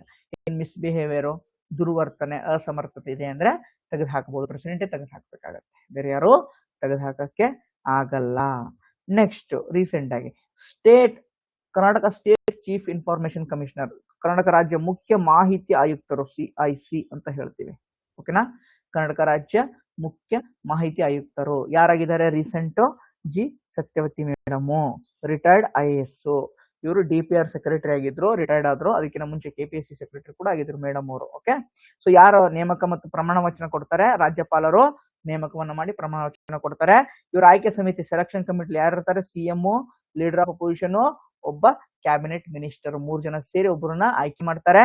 ಆಯ್ಕೆ ಮಾಡಿ ಅದನ್ನ ಗವರ್ನರ್ ಅವ್ರಿಗೆ ಹೇಳ್ತಾರೆ. ಮಾನ್ಯ ಗವರ್ನರ್ ಅವರು ಅವ್ರನ್ನ ಅಪಾಯಿಂಟ್ ಮಾಡಿ ಓತನ್ನ ಕೂಡ ಕೊಡ್ತಾರೆ. ಓಕೆನಾ? ಯೂಶುವಲಿ ಸ್ಟೇಟ್ ಗಳಲ್ಲಿ ಒಬ್ರು ಸ್ಟೇಟ್ ಚೀಫ್ ಇನ್ಫಾರ್ಮೇಶನ್ ಕಮಿಷನರ್, ಒಬ್ರು ಮುಖ್ಯ ಮಾಹಿತಿ ಆಯುಕ್ತರು ಇರ್ತಾರೆ. ಅದು ಬಿಟ್ಟು ಅಪ್ ಟು 10 ಜನ ಸ್ಟೇಟ್ ಇನ್ಫಾರ್ಮೇಶನ್ ಕಮಿಷನರ್. ಓಕೆನಾ? ಸ್ಟೇಟ್ ಇನ್ಫಾರ್ಮೇಶನ್ ಕಮಿಷನರ್ ಜಸ್ಟ್ ಮಾಹಿತಿ ಆಯುಕ್ತರು 10 ಇರಬಹುದು. ಇವರು ವಾರ್ಷಿಕ ವರದಿ ಕೊಡ್ತಾರೆ. ನಾವು RTI ನಂಡರು ಯಾರ್ಯಾರು ಎಷ್ಟೆಷ್ಟು ರಿಪೋರ್ಟ್ಸ್ ಬಂದು ನಾವ್ ಏನೇನ್ ಮಾಡಿದೀವಿ ಏನೇನ್ ಸುಧಾರಣೆ ಮಾಡಬೇಕು ಎಲ್ಲ ವರದಿಯನ್ನು ಕೊಡ್ತಾರೆ. 3 ವರ್ಷ ಮತ್ತೆ 65 ವರ್ಷದವರೆಗೂ ಇವರು ಇರಬಹುದು. ಓಕೆನಾ. ವಜಾ ಯಾರು ಮಾಡ್ತಾರೆ? ಗವರ್ನರ್ ಮಾಡ್ತಾರೆ. ಇದು ಎಕ್ಸೆಪ್ಷನ್, ನೆನ್ಪಿಟ್ಕೊಳ್ಳಿ. ಇವರು ಸ್ಟೇಟ್ ಚೀಫ್ ಇನ್ಫಾರ್ಮೇಶನ್ ಕಮಿಷನರ್ ತೆಗೆದುಹಾಕೋದು ಯಾರು? ಗವರ್ನರ್ ಅವರೇ ತೆಗೆದುಹಾಕ್ತಾರೆ. ಏನು ಅಸಮರ್ಥತೆ ಮತ್ತು ದುರ್ವರ್ತನೆ ಹೇಳಿದ್ನಲ್ಲ, ಮಿಸ್ಬಿಹೇವಿಯರ್ ಆರ್ ಇನ್ಕೆಪಾಸಿಟಿ ಇದಾರೆ ಅಂತಂದ್ರೆ ಅವ್ರನ್ನ ತೆಗೆದು ಹಾಕ್ಬಿಡ್ತಾರೆ. ಓಕೆನಾ. ಕರ್ನಾಟಕ ಸ್ಟೇಟ್ ಸರ್ವೆ ಜಾತಿ ಸಮೀಕ್ಷೆ ಮಾಡ್ತಾ ಇದ್ದಾರೆ. ರೀಸೆಂಟ್ ಆಗಿ ಒಂದು ಅಧ್ಯಕ್ಷರನ್ನ ಮಾಡಿದ್ರು ಇದಕ್ಕೆ, ಮಧುಸೂದನ್ ನಾಯಕ್ ಅಂತ ಹೇಳಿ. OBC ಮೀಸಲಾತಿ ಕುರಿತು ಶಿಫಾರಸುಗಳಿಗೆ ಸಂಬಂಧಿಸಿದೆ. ಇದು ಸಿಂಪಲ್ ಅಷ್ಟೇ, ಜಾಸ್ತಿ ಇನ್ಫಾರ್ಮೇಶನ್ ಬೇಕಾಗಿಲ್ಲ. ಓಕೆ. ಯಾರು? ಮಧುಸೂದನ್ ನಾಯಕ್ ಅವ್ರನ್ನ ಏನ್ ಮಾಡಿದ್ದಾರೆ? ಅಪಾಯಿಂಟ್ ಮಾಡಿದ್ದಾರೆ. ಆಯ್ತಾ. ಅದೇ ರೀತಿ ಯಾಣ ಕೇವ್ಸ್, ಯಾಣ ಗುಹೆಗಳು ರಾಷ್ಟ್ರೀಯ ಭೂ ಪಾರಂಪರಿಕ ತಾಣ, Jio heritage site of national importance ಅಲ್ಲಿ ಇದಾವೆ. ಓಕೆನಾ.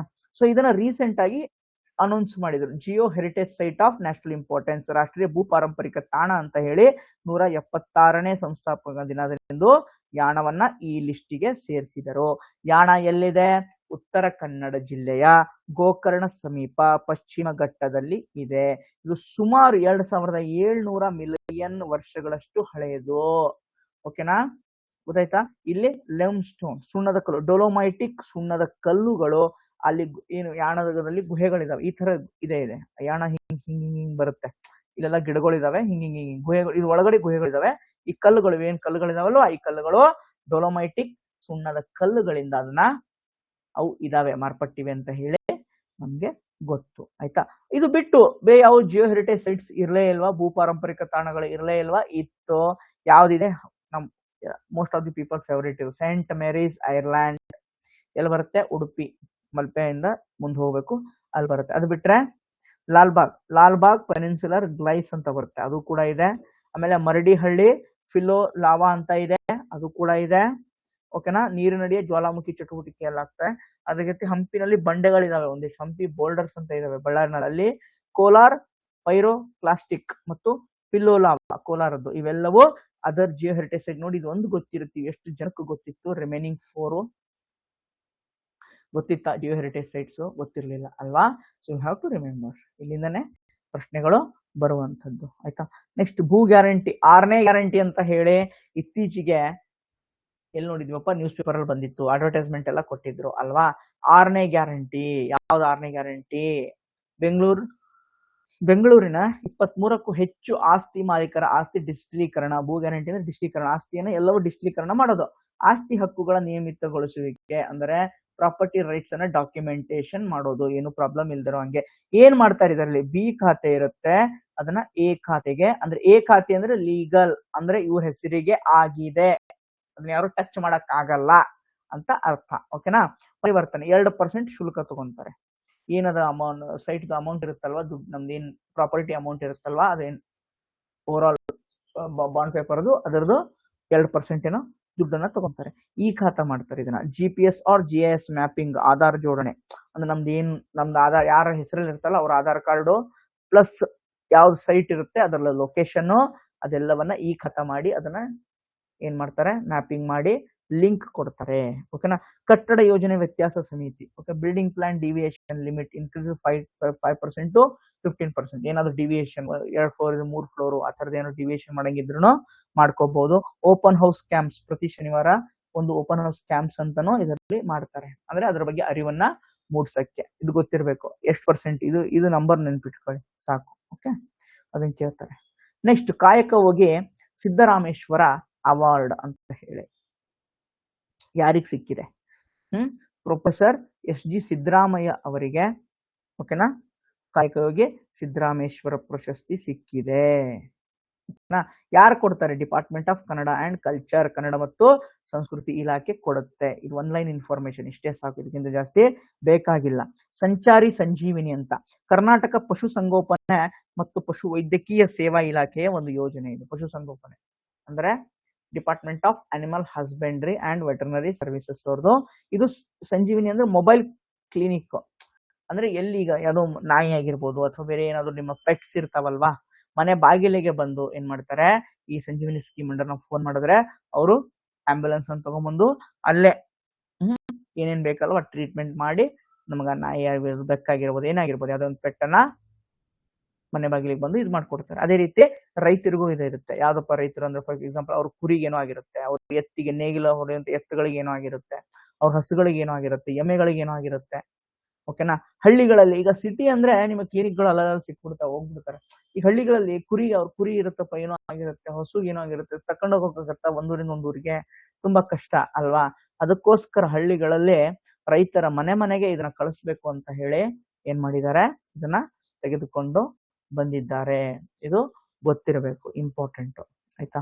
ನೆಕ್ಸ್ಟ್, ನಾಗರಹೊಳೆ ಟೈಗರ್ ರಿಸರ್ವ್ ಅಲ್ಲಿ ಒಂದು ವಲ್ಚರ್ ಸೆನ್ಸಸ್ ಅನ್ನ ಮಾಡಿದ್ದಾರೆ, ರಣಹದ್ದು ಗಣತಿಯನ್ನ ಮಾಡಿದ್ದಾರೆ. 23 ಅಪಾಯದಲ್ಲಿರುವ ರಣಹದ್ದುಗಳು ದಾಖಲಾಗಿವೆ. 23 ಟೈಪ್ ರಣಹದ್ದುಗಳು ಅಪಾಯದಲ್ಲಿದೆ ಅಂತ ಹೇಳಿದ್ದಾರೆ. 14 white rumped, 7 red headed, 7 long build.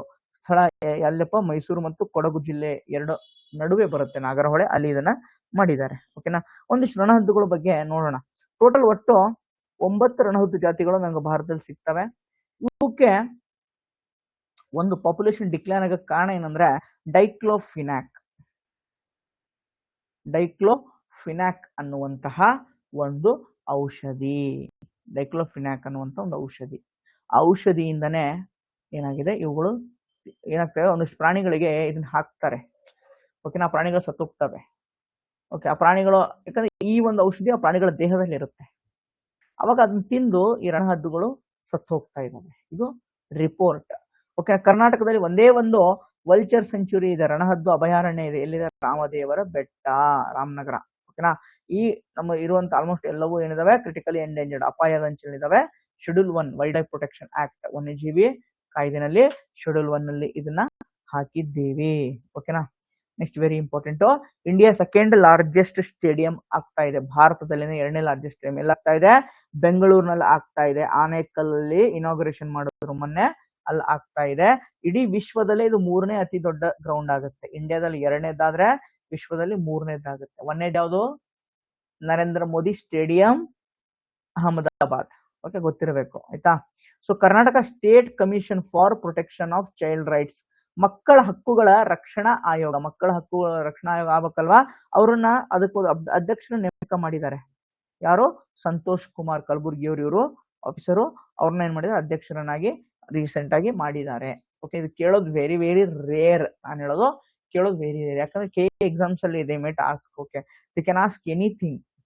ನಮ್ಮ ಹುಷಾರಲ್ಲಿ ನಾವಿರ್ಬೇಕು. ಅಪಾಯಿಂಟ್ಮೆಂಟ್ಸ್, ಅದರಲ್ಲೂ ಕರ್ನಾಟಕದಲ್ಲಿ ಯಾವ್ದಾದ್ರು ಇಂಪಾರ್ಟೆಂಟ್ ಬಾಡಿ, ಮಕ್ಕಳ ಹಕ್ಕುಗಳ ಆಯೋಗ ಅಂತಂದ್ರೆ ಮಕ್ಕಳ ಹಕ್ಕುಗಳು ಇಂಪಾರ್ಟೆಂಟ್ ಅಲ್ವಾ. Child is always high yielding topic. So ಅದಕ್ಕೆ ಸಂಬಂಧಪಟ್ಟಿರೋದ್ರಿಂದ 1 ಲೈನ್ ಇನ್ಫಾರ್ಮೇಶನ್ ನಿಮಗೆ ಸಾಕಾಗುತ್ತೆ ಆಯ್ತಾ. Next, Karnataka minor mineral concession rules, ಸಣ್ಣ ಖನಿಜ ನಿಯಮಗಳಲ್ಲಿ ಒಂದಿಷ್ಟು ರಿಯಾಯಿತಿಗಳನ್ನು ತಗೊಂಡು ಬಂದಿದ್ದಾರೆ. ತಿದ್ದುಪಡಿ ಮಾಡಿ ಒಂದಿಷ್ಟು ರಿಯಾಯಿತಿಗಳನ್ನ, ಸಣ್ಣ ಖನಿಜಗಳು ಅಂತ ಕರಿತೀವಿ. ಏನಪ್ಪಾ ಅಂತಂದ್ರೆ, ಸಣ್ಣ ಖನಿಜಗಳನ್ನ ಟ್ರಾನ್ಸ್ಪೋರ್ಟ್ ಮಾಡ್ಬೇಕು ಅಂತಂದ್ರೆ ಏನು, ಇ-ವೇ ಬಿಲ್ ಇರಲೇಬೇಕು. ಏನು ಇ-ವೇ ಬಿಲ್? ಮುಂಚೆ ವ್ಯಾಟ್ ಅಂತ ಇತ್ತು, GST, ಈಗ GST ಅಂತ ಇದೆ, ಗೂಡ್ಸ್ ಅಂಡ್ ಸರ್ವಿಸ್ ಟ್ಯಾಕ್ಸ್ ಅಂತ ಹೇಳಿ. ಮುಂಚೆ ವ್ಯಾಟ್ ಇತ್ತು, ವ್ಯಾಲ್ಯೂ ಆಡೆಡ್ ಟ್ಯಾಕ್ಸ್ ಅಂತ ಕರಿತೀವಿ. ಅವಾಗ ಇ ಸುಗಮ್ ಅಂತ ಕರಿತಾ ಇದ್ರು. ಈ ಇ-ವೇ ಬಿಲ್ಗೆ ಏನಂತ ಕರಿತಾ ಇದ್ರು? ಇ ಸುಗಮ್. ಹೆಸರೇ ಸುಗಮ್, ಸುಗಮವಾಗಿ ಹೋಗೋದು.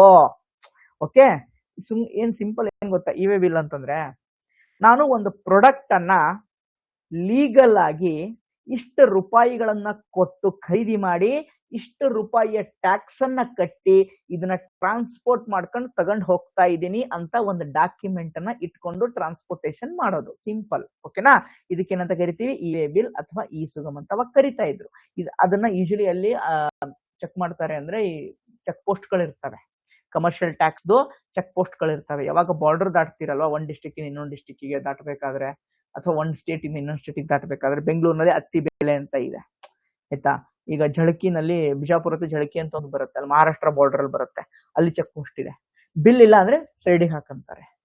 ಬಿಲ್ ಇದೆ ಅಂದ್ರೆ ಇಷ್ಟು 10 ಗೂಡ್ಸ್ ಇದಾವ, 10 ಗೂಡ್ಸ್ ಇದಾವ, ಆಯ್ತು ನೋಡ್ತಾರೆ, ಮುಗೀತು, ಕಳಿಸ್ಬಿಡ್ತಾರೆ. ಅಂದ್ರೆ ಸುಗಮವಾಗಿ ಹೋಗೋದು, ಲೀಗಲ್ ಆಗಿ ಟ್ರಾನ್ಸ್ಪೋರ್ಟ್ ಮಾಡಬೇಕು ಅಂತಂದ್ರೆ ಇ-ವೇ ಬಿಲ್ ಇರಬೇಕು.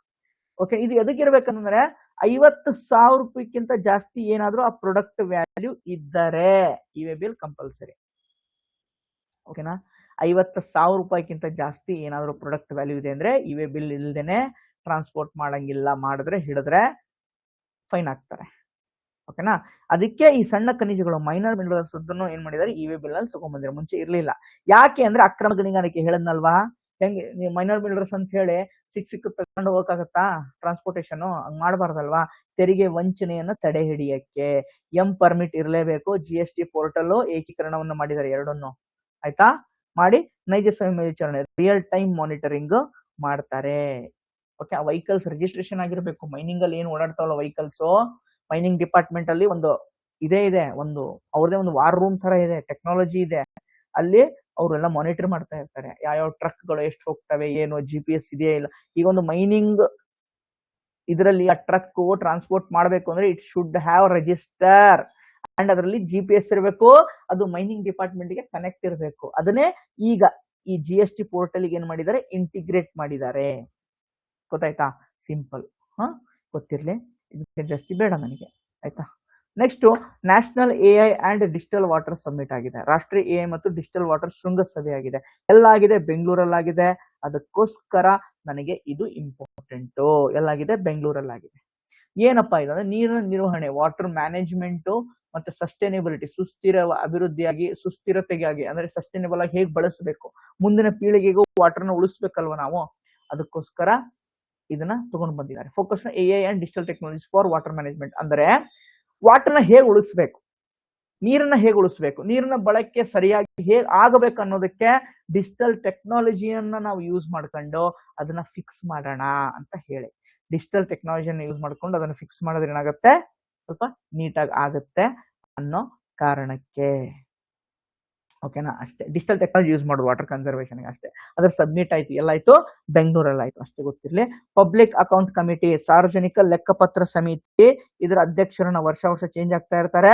ಈ ವರ್ಷ ಕೆಲಸ 26-27 ಯಾರನ್ನ ಆಯ್ಕೆ ಮಾಡಿದ್ದಾರೆ, KC ವೇಣುಗೋಪಾಲ್ ಅವರನ್ನ ಆಯ್ಕೆ ಮಾಡಿದ್ದಾರೆ. ಸರ್ಕಾರದ ಹಣಕಾಸು ವೆಚ್ಚಗಳ ಮೇಲೆ ಎಲ್ಲ ಕಂಟ್ರೋಲ್, ಮೇಲ್ವಿಚಾರಣೆ ಮಾಡುತ್ತೆ. ಸರ್ಕಾರ ದುಡ್ಡು ಸರಿಯಾಗಿ ಖರ್ಚು ಮಾಡ್ತಾ ಇದೆಯಾ ಇಲ್ವಾ, ಏನಾದ್ರೂ ತಪ್ಪು ಮಾಡ್ತಾ ಇದೆಯಾ, ಕಿವಿ ಹಿಂಡುತ್ತೆ ಸರ್ಕಾರದ್ದು. ಯಾವುದು, ಈ ಒಂದು ಪಬ್ಲಿಕ್ ಅಕೌಂಟ್ ಕಮಿಟಿ. ಇದು ಗೊತ್ತಿರಬೇಕು, ಆಯ್ತಾ. ಇದು ಯಾವಾಗ ಬಂತಿದು, ಮಾಂಟೆಗೋ ಶೆಂಫೋಲ್ಡ್ ರಿಫಾರ್ಮ್ಸ್ ಅಂದ್ರೆ 1919 ಕಾಯ್ದೆ ಇದೆ ಅಲ್ವಾ, ಆವಾಗ ಈ ಪಬ್ಲಿಕ್ ಅಕೌಂಟ್ ಕಮಿಟಿಯನ್ನ ಮಾಡ್ಬೇಕಂತ ಹೇಳಿ ಡಿಸೈಡ್ ಮಾಡಿದ್ರು.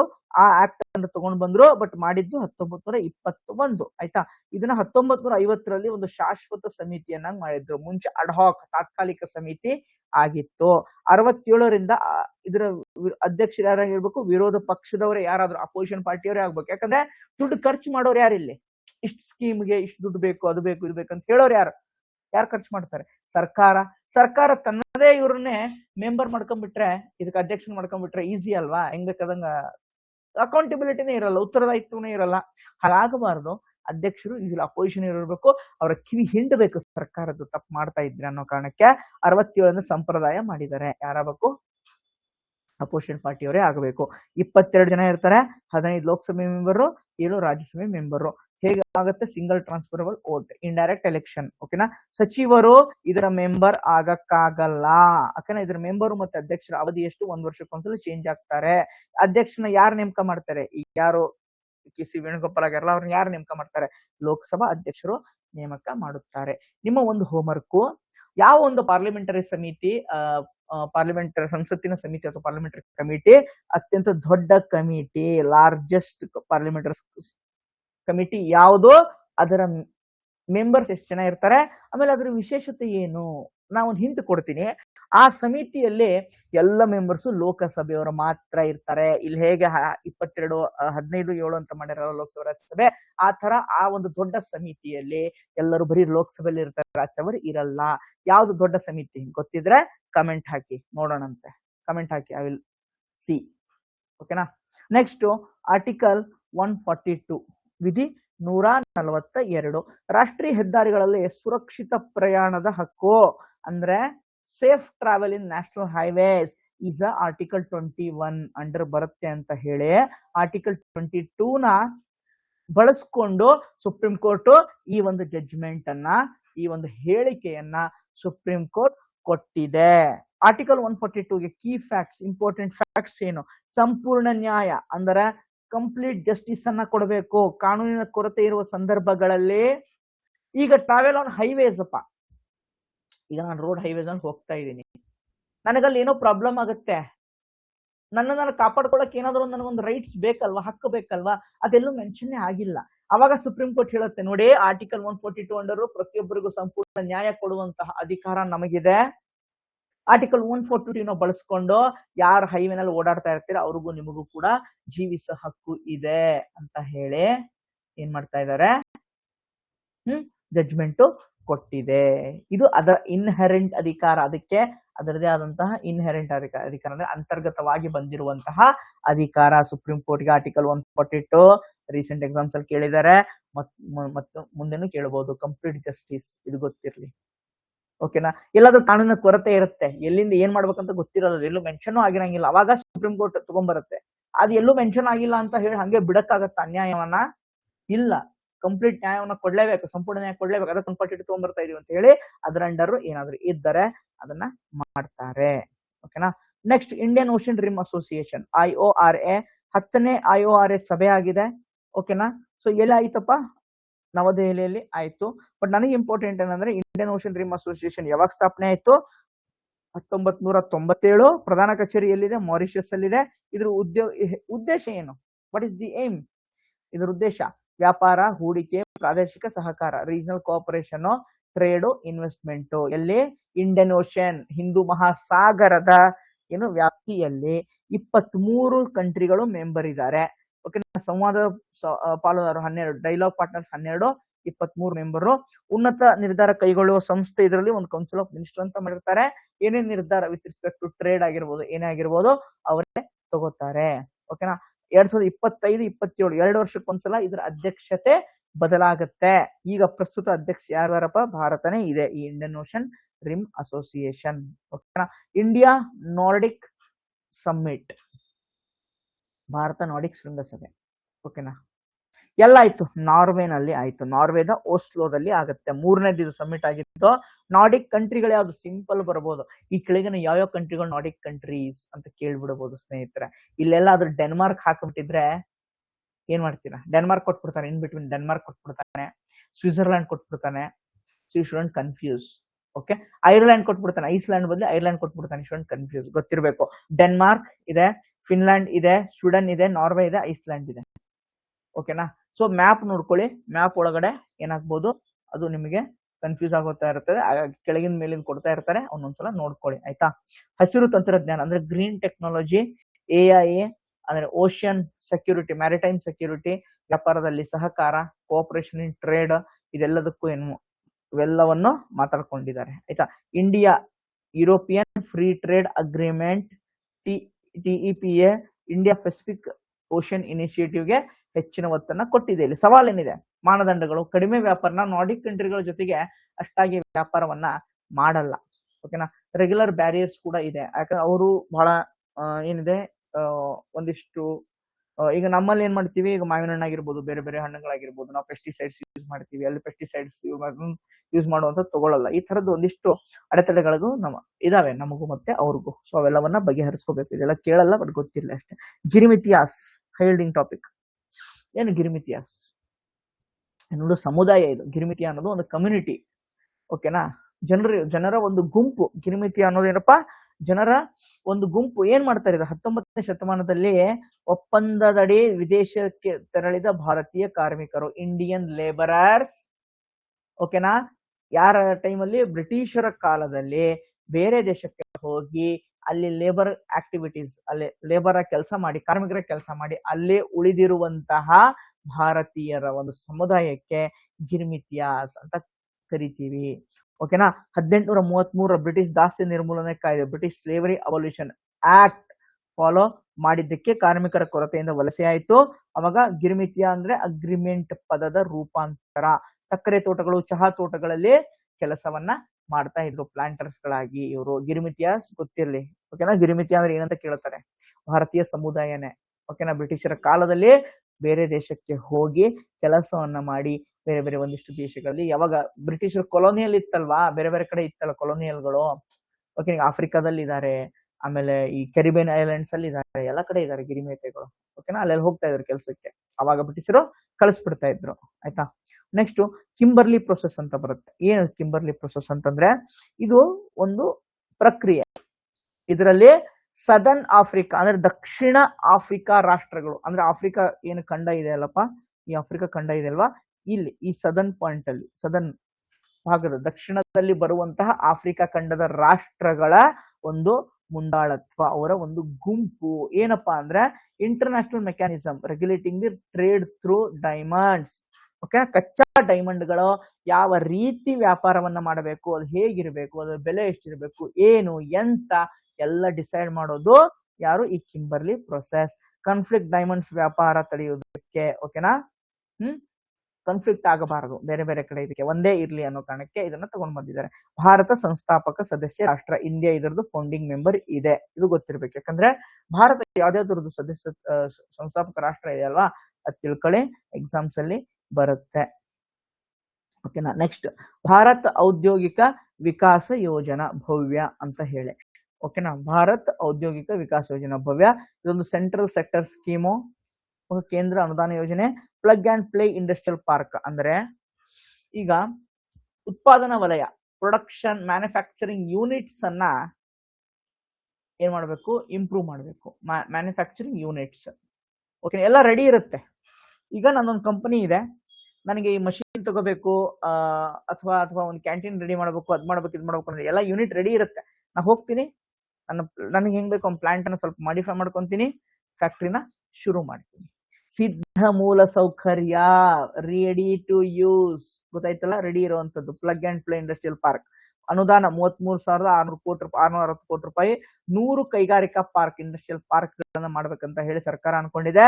1 ಕೋಟಿ ರೂಪಾಯಿ ಪ್ರತಿ ಎಕರೆಗೆ, 1 ಕೋಟಿ ರೂಪಾಯಿ ಮೂಲ ಸೌಕರ್ಯ, ಬಾಹ್ಯ ಮೂಲ ಸೌಕರ್ಯಗೆ 25% ನೆರವನ್ನ ಕೊಡ್ತಾರೆ ಗೌರ್ಮೆಂಟ್. ಓಕೆನಾ, ಇದು ಇಂಪಾರ್ಟೆಂಟ್ ಗೊತ್ತಿರಬೇಕು. ಭವ್ಯ ಅಂತಂದ್ರೆ ready to use industrial infrastructure, industrial park. Okay, ready to use, ಸೀದಾ ಹೋಗಿ ಯೂಸ್ ಮಾಡ್ಕೊಂಡ್ಬಿಡ್ಬೇಕು. ಓಕೆ, ಸುಮ್ಮನೆ ಒಂದು ಖಾಲಿ ಜಾಗ ತಗೊಂಡು ಅಲ್ಲಿ ಕಟ್ಟು ಇದನ್ನ ಮಾಡುವವೆಲ್ಲ ಇಲ್ಲ, ಆಯ್ತಾ. PM Ajay portal and mobile app, PM Ajay ಸಾಮಾಜಿಕ ನ್ಯಾಯ ಮತ್ತು ಸಬಲೀಕರಣ ಸಚಿವಾಲಯ, ministry of social and justice, social justice and empowerment. ಯಾವ್ದಕ್ಕಪ್ಪ ಇದನ್ನ ತಗೊಂಡ್ಬಂದಿದ್ದಾರೆ? PM ಅಜಯ್ ಅಂತಂದ್ರೆ ಏನಪ್ಪಾ, ಪ್ರಧಾನ ಮಂತ್ರಿ ಅನುಷ್ಠಿತ, ಓಕೆ, ಅನುಷ್ಠಿತ ಜಾತಿ ಅಭಿವೃದ್ಧಿಯ ಯೋಜನಾ. ಓಕೆನಾ, ಇದು ಡಿಜಿಟಲ್ ಅನುಷ್ಠಾನ. ಯಾರಿಗೆ ಅಂದ್ರೆ SC ಅವರಿಗೆ, ಶೆಡ್ಯೂಲ್ ಕಾಸ್ಟ್ ಪರಿಶಿಷ್ಟ ಜಾತಿ ಅವರಿಗೆ ವೆಲ್ಫೇರ್ ಸ್ಕೀಮ್ಸ್ಗಳು, ಅವರಿಗೆ ನೆರವನ್ನ ಕೊಡಕ್ಕೆ ಈ ಒಂದು ಪೋರ್ಟಲ್ ಅನ್ನು ತಗೊಂಡು ಬಂದಿದ್ದಾರೆ. ಫಲಾನುಭವಿಗಳು ಯಾರು, ಒಂದು ಸ್ಕೀಮ್ ಇರುತ್ತೆ, ಒಂದು ಪಾಲಿಸಿ ಇರುತ್ತೆ, ಅದರ ಫಲಾನುಭವಿಗಳು ಬೆನಿಫಿಷರೀಸ್ ಯಾರು ಇರ್ತಾರಲ್ವಾ, ಅವರೆಲ್ಲವೂ SC ಗಳದು ಏನಿರುತ್ತೆ, ಇಲ್ಲಿ ಒಂದು ಫಲಾನುಭವಿಗಳದು ಡೇಟಾ ನೋಂದಣಿ ಆಗುತ್ತೆ. ಮತ್ತೆ ನಿಧಿ ನಿರ್ವಹಣೆ, ಯಾರಿಗೆ ಎಷ್ಟು ದುಡ್ಡು ಕಳಿಸ್ಬೇಕು, ಏನ್ ಮಾಡ್ಬೇಕು ಎಂತ ಎಲ್ಲವೂ ಇದರಲ್ಲಿರುತ್ತೆ. With respect to schedule caste programs, ಓಕೆನಾ, ಶೆಡ್ಯೂಲ್ ಕಾಸ್ಟ್ ಪ್ರೋಗ್ರಾಮ್, ಪರಿಶಿಷ್ಟ ಜಾತಿ ವರ್ಗಗಳ ಏನೋ ಒಂದು ಕಲ್ಯಾಣ ಕಾರ್ಯಕ್ರಮಕ್ಕೋಸ್ಕರ ಈ ಒಂದು ಪೋರ್ಟಲ್ ನ ಮಾಡಿದ್ದಾರೆ. ಅದರಲ್ಲೆಲ್ಲ ದುಡ್ಡು ನಿರ್ವಹಣೆ ಆಗಿರ್ಬೋದು, ಫಲಾನುಭವಿಗಳು ಅಂದ್ರೆ ಬೆನಿಫಿಷರೀಸ್ ಡೇಟಾ ಆಗಿರ್ಬೋದು, ಎಲ್ಲವೂ ಇದರಲ್ಲಿ ಇರುತ್ತೆ, ಎಲ್ಲವೂ ಇದರಲ್ಲಿ ಇರುತ್ತೆ. ನೆಕ್ಸ್ಟ್, ವೆರಿ ವೆರಿ ಇಂಪಾರ್ಟೆಂಟ್, ನಾನು ಎಕ್ಸ್ಪೆಕ್ಟ್ ಮಾಡ್ತಾ ಇದ್ದೀನಿ, ಮಿಷನ್ ದೃಷ್ಟಿ ಮೇಲೆ ಒಂದು ಕ್ವಶನ್ ಅನ್ನ ನಾನು ಎಕ್ಸ್ಪೆಕ್ಟ್ ಮಾಡ್ತಾ ಇದ್ದೀನಿ. It may come. ಓಕೆನಾ, ಭಾರತ ಅತಿ ದೊಡ್ಡ ಖಾಸಗಿ ಅರ್ತ್ ಅಬ್ಸರ್ವೇಷನ್ ಸ್ಯಾಟಲೈಟ್, ಭೂ ವೀಕ್ಷಣಾ ಉಪಗ್ರಹ, ಕನ್ನಡದಲ್ಲಿ ಭೂ ವೀಕ್ಷಣಾ ಉಪಗ್ರಹ ಅಂತ ಹೇಳ್ತೀವಿ, ಆಯ್ತಾ. ಅರ್ತ್ ಅಬ್ಸರ್ವೇಷನ್ ಸ್ಯಾಟಲೈಟ್ ಯಾರು ಮಾಡಿದ್ದಾರೆ ಇದನ್ನ? ಗ್ಯಾಲಕ್ಸ್ ಐ. ಯಾರು ಮಾಡಿದ್ದಾರೆ? ಗ್ಯಾಲಕ್ಸ್ ಐ ಒಂದು ಕಂಪನಿ ಇದು, ಆಯ್ತಾ. ಸ್ಪೇಸ್ ಎಕ್ಸ್ ಫಾಲ್ಕಾನ್ ಮೂಲಕ ಉಡಾವಣೆಯನ್ನು ಮಾಡಿದ್ದಾರೆ. ಓಕೆನಾ, ಸನ್ ಸಿಂಕ್ರೋನಸ್ ಲೋ ಅರ್ತ್ ಆರ್ಬಿಟ್ ನಲ್ಲಿ ಇದು ಹೋಗಿ ಇರುತ್ತೆ, ಸನ್ ಸಿಂಕ್ರೋನಸ್. ನೈಟ್, ಬಾಹ್ಯಾಕಾಶ ಆಧಾರಿತ ಮೇಲ್ವಿಚಾರಣೆ ವಿನ್ಯಾಸ, ವಿಶ್ವದ ಮೊದಲ ಆಪ್ಟಸಾರ್ ಮಿಷನ್. ಓಕೆನಾ, ಇದರಲ್ಲಿ MSI ಪ್ಲಸ್ SAR ತಂತ್ರಜ್ಞಾನವನ್ನ ಎರಡು ಸೇರಿ ಮಾಡಿದ್ದಾರೆ. ಎಲ್ಲಾ ಹವಾಮಾನ ಯಾವುದೇ ಇರಲಿ, ಮಳೆ ಬರ್ಲಿ, ಬಿಸಿಲಿರಲಿ, ಗಾಳಿ ಬರ್ಲಿ, ಸುಂಟರ್ ಗಾಳಿ ಬರ್ಲಿ, ಏನೇ ಇರಲಿ, ಎಲ್ಲದರಲ್ಲೂ ಎಲ್ಲಾ ಒಂದು ಹವಾಮಾನವನ್ನು ತಡೆದುಕೊಂಡು ಇದು ಚೆನ್ನಾಗಿ ಕಾರ್ಯವನ್ನ ನಿರ್ವಹಿಸುತ್ತೆ. ಓಕೆನಾ, ಭಾರತ ಖಾಸಗಿ ವಲಯದಲ್ಲಿ ಅತಿ ಹೆಚ್ಚು ರೆಸಲ್ಯೂಷನ್ ಅನ್ನ ಹೊಂದಿರುವಂತದ್ದು, ಖಾಸಗಿ ವಲಯದಲ್ಲಿ ಅತಿ ಹೆಚ್ಚು ರೆಸಲ್ಯೂಷನ್ ಅನ್ನ ಹೊಂದಿರುವಂತದ್ದು, ಇದು ಗೊತ್ತಿರಬೇಕು, ಆಯ್ತಾ. Very important. ಇದೇನಂತಂದ್ರೆ ಸಾರು ಮತ್ತೆ MSI ಅನ್ನೋದು ಒಂದು ತಂತ್ರಜ್ಞಾನ, ಓಕೆನಾ, ತಂತ್ರಜ್ಞಾನ, ಒಂದು ಟೆಕ್ನಾಲಜಿ, ಆ ಟೆಕ್ನಾಲಜಿನ ಯೂಸ್ ಮಾಡಿ ಮಾಡಿರುವಂತದ್ದು ಗೊತ್ತಿರ್ಬೇಕು. ಬಟ್ ಮೇಜರ್ ಆಗಿ ಏನ್ ಬರುತ್ತೆ ಅಂದ್ರೆ ಮಿಷನ್ ದೃಷ್ಟಿ, ಅರ್ತ್ ಅಬ್ಸರ್ವೇಷನ್, ಆಮೇಲೆ ಯಾವ ಆರ್ಬಿಟಲ್ ಹಾಕಿದ್ದಾರೆ, ಸನ್ ಸಿಂಕ್ರೋನಸ್ ಲೋ ಆರ್ಬಿಟಲ್ ಹಾಕಿದ್ದಾರೆ. ಯಾರು ಮಾಡಿದ್ದಾರೆ? ಸ್ಪೇಸ್ ಎಕ್ಸ್ ಫಾಲ್ಕಾನ್ 9 ಮೂಲಕ ಉಡಾವಣೆಯನ್ನು ಮಾಡಿದ್ದಾರೆ. ಇದನ್ನ ಕೇಳ್ತಾರೆ. ಆಯ್ತಾ? Smile space program. ಸ್ಮೈಲ್ ಅಂದ್ರೆ ಏನು? ಫುಲ್ ಫಾರ್ಮ್ ಕೇಳಿದಾರೆ ಮೊನ್ನೆ ಒಂದ್ಸಲ. Solar wind magnetosphere ionosphere link explorer. Sir ಇದನ್ನು ಕನ್ನಡದಲ್ಲಿ ಕೊಡಿ ಅಂತ ಹೇಳ್ಬೇಡಿ. ಸ್ಮೈಲ್ ಅಂತ ಫುಲ್ ಫಾರ್ಮ್ ಕೇಳಿದ್ರೆ ಅದು ಇಂಗ್ಲಿಷ್ ಅಲ್ಲೇ ಕೊಟ್ಟಿರ್ತಾರೆ ಸ್ನೇಹಿತರೆ, ಕನ್ನಡದಲ್ಲಿ ಇರಲ್ಲ. ಆಯ್ತಾ? ಅದಕ್ಕೋಸ್ಕರ ಇದೊಂದು ಸ್ಮೈಲ್ ಏನಪ್ಪಾ, ಇದನ್ನ 19 ಮೇ 2026 ಉಡಾವಣೆಯನ್ನ ಮಾಡ್ತಾರೆ. ಯಾರು ಮಾಡ್ತಾರೆ ಇದನ್ನ? ESA ಅಂದ್ರೆ ಯುರೋಪಿಯನ್ ಸ್ಪೇಸ್ ಏಜೆನ್ಸಿ. ಓಕೆನಾ? ಯುರೋಪಿಯನ್ ಬಾಹ್ಯಾಕಾಶ ಕೇಂದ್ರ, ಬಾಹ್ಯಾಕಾಶ company, Chinese academy of science ಇಬ್ರು ಸೇರಿ ಇದನ್ನ ಮಾಡ್ತಾರೆ. ಭೂಮಿಯಲ್ಲಿರುವಂತಹ ಮ್ಯಾಗ್ನೆಟೋಸ್ಪಿಯರ್, ಓಕೆ, ಮ್ಯಾಗ್ನೆಟೋಸ್ಪಿಯರ್ ನ ಅಲ್ಲಿರುವಂತಹ ಎಕ್ಸ್ರೇ ಮತ್ತು UV ರೇಸ್ ಗಳ ಚಿತ್ರಣವನ್ನ ಇದು ತೆಗೆದುಕೊಳ್ಳುತ್ತೆ. ಮ್ಯಾಗ್ನೆಟೋಸ್ಪಿಯರ್ ಇರುವಂತಹ ಎಕ್ಸ್ರೇ ಮತ್ತು UV ಗಳ ಚಿತ್ರಣವನ್ನು ತೆಗೆದುಕೊಳ್ಳುತ್ತೆ. ಸೌರ ಗಾಳಿ ಅಂದ್ರೆ ಸೋಲಾರ್ ವಿಂಡ್ ಯಾವ ತರ ಇದೆ, ಅರ್ತ್ ಮ್ಯಾಗ್ನೆಟಿಕ್ ಫೀಲ್ಡ್ ಯಾವ ತರ ಆಗುತ್ತೆ, ಇಂಟ್ರಾಕ್ಷನ್ ಆಗುತ್ತೆ, ಅದೆಲ್ಲವನ್ನ ಚಿತ್ರಣ ಕೊಡುತ್ತೆ. ಬಟ್ ಇಷ್ಟು ಡೆಪ್ತ್ ಆಗಿ ಕೇಳ್ತಾರ? ಕೇಳಲ್ಲ. ಯಾಕಂದ್ರೆ ನಮ್ದಲ್ಲ. ನಮ್ದಿದ್ರೆ ಡೆಪ್ತ್ ಆಗಿ ಓದ್ಕೊಳ್ಳಿ, ಕೇಳಬಹುದು. ಬಟ್ ಇದು ಬೇರೆ ದೇಶದಾಗಿರೋದ್ರಿಂದ ಇಷ್ಟು ಡೆಪ್ತ್ ಆಗಿ ಕೇಳಲ್ಲ. ಜಸ್ಟ್ ಮೊನ್ನೆ ಒಂದ್ಸಲ ಕೇಳಿದ ಎಕ್ಸಾಮ್ಸ್ ಅಲ್ಲಿ ಸ್ಮೈಲ್ ಫುಲ್ ಫಾರ್ಮ್ ಕೇಳ್ಬೋದು, ಇದನ್ನ ಯಾರು ಉಡಾವಣೆ ಮಾಡಿದ್ದಾರೆ ಅಂತ ಕೇಳ್ಬೋದು. ಯುರೋಪಿಯನ್ ಸ್ಪೇಸ್ ಏಜೆನ್ಸಿ ಮತ್ತೆ ಚೈನೀಸ್ ಅಕಾಡೆಮಿ. ಇಷ್ಟು ಸಾಕು, ಇದಕ್ಕಿಂತ ಜಾಸ್ತಿ ಕೇಳಲ್ಲ. They my task. Okay. Blue Moon MK1 ಅಂತ ಹೇಳಿ. ಬ್ಲೂ ಒರಿಜಿನ್ ಅಭಿವೃದ್ಧಿಪಡಿಸಿದ ಮಾನವ ರಹಿತ ಚಂದ್ರ ಸರಕು ಲ್ಯಾಂಡ್ ಅನ್ಕ್ರೂವ್ಡ್. ಓಕೆನಾ? ಅನ್ಕ್ರೂವ್ಡ್ ಅಂದ್ರೆ ಮಾನವರಹಿತ, ಮಾನವರು ಯಾರು ಇದರಲ್ಲಿ ಇರಲ್ಲ. ಓಕೆನಾ? Lunar cargo lander developed by blue origin ಅನ್ನುವಂತ ಕಂಪನಿ ಮಾಡಿದೆ. ಎತ್ತರ 26 ಅಡಿಗಳಿಗಿಂತ ಜಾಸ್ತಿ, 3 ಮೆಟ್ರಿಕ್ ಟನ್ ಸಾಗಣೆ ಮಾಡ್ತಾರೆ. ಚಂದ್ರನ ದಕ್ಷಿಣ ಧ್ರುವ ಸೌತ್ ಪೋಲ್ ಅಲ್ಲಿ ಏನಾಗತ್ತಿದ್ದು ಲ್ಯಾಂಡ್ ಆಗತ್ತೆ. ಓಕೆನಾ? ಬಟ್ ಎಕ್ಸಾಮ್ ಅಲ್ಲಿ ಏನ್ ಟ್ವಿಸ್ಟ್ ಮಾಡಬಹುದು ಅಂತಂದ್ರೆ ಇದನ್ನ ಮಾನವ ಸಹಿತ ಅಂತ ಕೊಟ್ಬಿಡ್ಬೋದು. ಅದು ಆರ್ಟಿಮಿಸ್. ಮಾನವ ಸಹಿತ ಯಾವುದು? ಆರ್ಟಿಮಿಸ್, USA ದ್ದು. ಇದು ಮಾನವ ರಹಿತ ಬ್ಲೂ ಮೂನ್, ಗೊತ್ತಿರಬೇಕು, ಇಂಪಾರ್ಟೆಂಟ್. ಆಯ್ತಾ? Next mission Divyastra. ಅಗ್ನಿ5 ಅನ್ನ MIRV ಟೆಸ್ಟ್ ಅನ್ನ ಮಾಡಿದ್ದಾರೆ. MIRV ಟೆಕ್ನಾಲಜಿನ ಯೂಸ್ ಮಾಡಿ ನಮ್ಮ ಅಗ್ನಿ ಸೀರೀಸ್ ನ ಅಗ್ನಿ5 ಅನ್ನ ಚೆಕ್ ಮಾಡಿದ್ದಾರೆ. DRDO ನಡೆಸಿದ ಅಗ್ನಿ5 MRV ಯಶಸ್ವಿಯಾಗಿ ಪರೀಕ್ಷೆ ಆಗಿದೆ. ಒಂದೇ ಕ್ಷಿಪಣಿಯಿಂದ ಹಲವು ಗುರಿಗಳನ್ನು ಹೊಡಿಬಹುದು. ಓಕೆನಾ? ಮಲ್ಟಿಪಲ್ ಟಾರ್ಗೆಟ್ಸ್ ಅನ್ನ ರೀಚ್ ಮಾಡಬಹುದು ಮೇಲ್ಮೈಯಿಂದ ಮೇಲ್ಮೈಗೆ. ಓಕೆನಾ? ಅಂದ್ರೆ ಆಕಾಶದಿಂದ ಆಕಾಶಕ್ಕೆ ಹಾರಿಸುವಂತದ್ದು. ಇದು ಅಣ್ವಸ್ತ್ರ ಸಾಮರ್ಥ್ಯ, ನ್ಯೂಕ್ಲಿಯರ್ ಕ್ಯಾಪಬಲ್. ನ್ಯೂಕ್ಲಿಯರ್ ಅನ್ನ ಬಾಂಬ್ ಅನ್ನ ಹಾರಿಸಬಹುದು. ಎಷ್ಟು ದೂರವರೆಗೂ ಹೋಗುತ್ತೆ ಈ ದೂರನ ನೋಡ್ಕೊಳ್ಳಿ, ಈ ರೇಂಜ್ ಅನ್ನ ಕೇಳ್ಬಿಡ್ಬೋದು. 5000 ಕಿಲೋಮೀಟರ್ ವರ್ಗುನು ಇದು ಹೋಗುತ್ತೆ. ಓಕೆ. MIRV ಮಲ್ಟಿಪಲ್ ಇಂಡಿಪೆಂಡೆಂಟ್ಲಿ ಟಾರ್ಗೆಟೇಬಲ್ ರೀ ಎಂಟ್ರಿ ವೆಹಿಕಲ್. ಒಂದೇ ಕ್ಷಿಪಣಿಯಲ್ಲಿ 3ರಿಂದ 4 ವಾರ್ ಹೆಡ್ ಗಳನ್ನ, ಅಂದ್ರೆ 3ರಿಂದ 4 ವಾರ್ ಹೆಡ್, 4 ಬಾಂಬ್ ಗಳನ್ನ, 4 ಮಿಸೈಲ್ ಗಳನ್ನ ಏನ್ ಮಾಡಬಹುದು? ಬುಲೆಟ್ ತರ ಹಾರಿಸಬಹುದು ಒಮ್ಮೆ 4 ಸಪರೇಟ್ ಆಗಿ. ವಿಭಿನ್ನ ಗುರಿಗಳನ್ನ ಹೊಡಿಬಹುದು 4. ಶತ್ರು ಕ್ಷಿಪಣಿ ರಕ್ಷಣಾ ವ್ಯವಸ್ಥೆ ಮೋಸಗೊಳಿಸಲು ಡೆಕಾಯ್ನ ಬಳಕೆ. ಡೆಕಾಯ್ ಇವೆಡ್ ದಿ ಮಿಸೈಲ್ ಡಿಫೆನ್ಸ್. ಯಾರು ನಮ್ಮ ಶತ್ರುಗಳು ಇರ್ತಾರಲ್ಲ ಅವ್ರದನ್ನ ನಾಶ ಮಾಡಬಹುದು. ಸಂಪೂರ್ಣ ಸ್ವದೇಶಿ, ನಾವೇ ಇದನ್ನ ಅಭಿವೃದ್ಧಿ ಮಾಡಿರುವಂತದ್ದು, ಇಂಡಿಜಿನಿಯಸ್ಲಿ ಡೆವಲಪ್ಡ್. ಓಕೆನಾ? ಅವೋನಿಕ್ಸ್ ಸೆನ್ಸರ್ ಸಿಸ್ಟಮ್ ಎಲ್ಲ ಇಲ್ಲಿದೆ, ಬಟ್ ಇಂಡಿಜಿನಿಯಸ್ಲಿ ಡೆವಲಪ್ಡ್ ಅಷ್ಟು ಸಾಕು. ಓಕೆನಾ? ರೇಂಜ್ ತಿಳ್ಕೊಳ್ಳಿ, ಇಂಡಿಜಿನಿಯಸ್ ಡೆವಲಪ್ಡ್ ತಿಳ್ಕೊಳ್ಳಿ. ಈ MIRV ಟೆಕ್ನಾಲಜಿ ವಿಶೇಷತೆಗಳೇ ಇವೆಲ್ಲವು. ಆಯ್ತಾ? Next, India's first barrier free toll plaza. ಅಂದ್ರೆ ಈಗ ಯಾರು ಕರ್ನಾಟಕದಲ್ಲಿ ಓಡಾಡ್ತಾ ಇರ್ತಿರಲ್ಲ, ಈಗ ನಾರ್ತ್ ಕರ್ನಾಟಕ ಸೌತ್ ಕರ್ನಾಟಕ ಬರ್ಬೇಕಾದ್ರೆ, ಈಗ ತುಮಕೂರಿಂದ ಹೋಗ್ಬೇಕಾದ್ರೆ, ಈ ಕಡೆ ಹುಬ್ಳಿಗೆ ಹೋಗ್ಬೇಕಾದ್ರೆ, ದಾವಣಗೆರೆ ಹೋಗ್ಬೇಕಾದ್ರೆ, ಅಲ್ಲೆಲ್ಲ ಟೋಲ್ಗಳು ಇರ್ತವೆ. ನಾವು ಹೋಗಿ ನಿಂದಿರ್ಬೇಕು, ಅದು ಫಾಸ್ಟ್ ಆಗಿ ಸ್ಕ್ಯಾನ್ ಮಾಡುತ್ತೆ.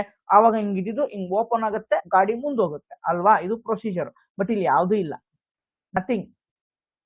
ಓಕೆನಾ? Multi lane free flow. ಅಲ್ಲಿ ಬಂದಾಗ ಆಟೋಮೆಟಿಕ್ ದುಡ್ಡು ಕಟ್ ಆಗುತ್ತೆ, ತಾನೇ ಹೋಗ್ತಾ ಇರುತ್ತೆ, ಮೋಸ ಮಾಡಕ್ಕೆ ಆಗಲ್ಲ. ಓಕೆನಾ? ಆ ತರದ್ದು ಒಂದು ಫಸ್ಟ್ ಫ್ರೀ ಬ್ಯಾರಿಯರ್ ಟೋಲ್ ಪ್ಲಾಜಾವನ್ನ ತಗೊಂಡ್ ಬಂದಿದ್ದಾರೆ. ಓಕೆನಾ? ಎಲ್ಲಿ ತಗೊಂಡ್ ಬಂದಿದ್ದಾರೆ? ಗುಜರಾತ್. ಇದನ್ನ ಕೇಳ್ಬೋದು, ಸ್ಟೇಟ್. ವಾಹನ ನಿಲ್ಲದೆ ಟೋಲ್ ಸಂಗ್ರಹ, ನಿಲ್ಲೋದು ಅವಶ್ಯಕತೆ ಇಲ್ಲ. Next topic, India's first indigenous hydrogen train. ಓಕೆನಾ? ಎಲ್ಲಿಂದ ಇಲ್ಲಿ? ಜಿಂದ್ನಿಂದ ಸೋನಿಪತ್ ಹರಿಯಾಣದಲ್ಲಿ ಇದು ಸಂಚಾರ ಆಗ್ತಾ ಇದೆ. 10 ಬೋಗಿಗಳ ಹೈಡ್ರೋಜನ್ ಫ್ಯೂಯಲ್ ಸೆಲ್ ಅನ್ನ ಮಾಡಿದೀವಿ. ಈ ಹೈಡ್ರೋಜನ್ ಫ್ಯೂಯಲ್ ಸೆಲ್ ಔಟ್ಕಮ್ ಏನ್ ಬರುತ್ತಪ್ಪ? ವಾಟರ್. ಗೊತ್ತಿರಬೇಕು. ಈಗ ಪೆಟ್ರೋಲ್ ಔಟ್ಕಮ್ ಏನು ಹೊರಸೂಸುತ್ತೆ? ಎಮಿಷನ್ ಏನಾಗುತ್ತೆ? ಗ್ಯಾಸ್, ಕಾರ್ಬನ್ ಮೊನಾಕ್ಸೈಡ್ ಅಲ್ವಾ? ಇಲ್ಲಿ ವಾಟರ್.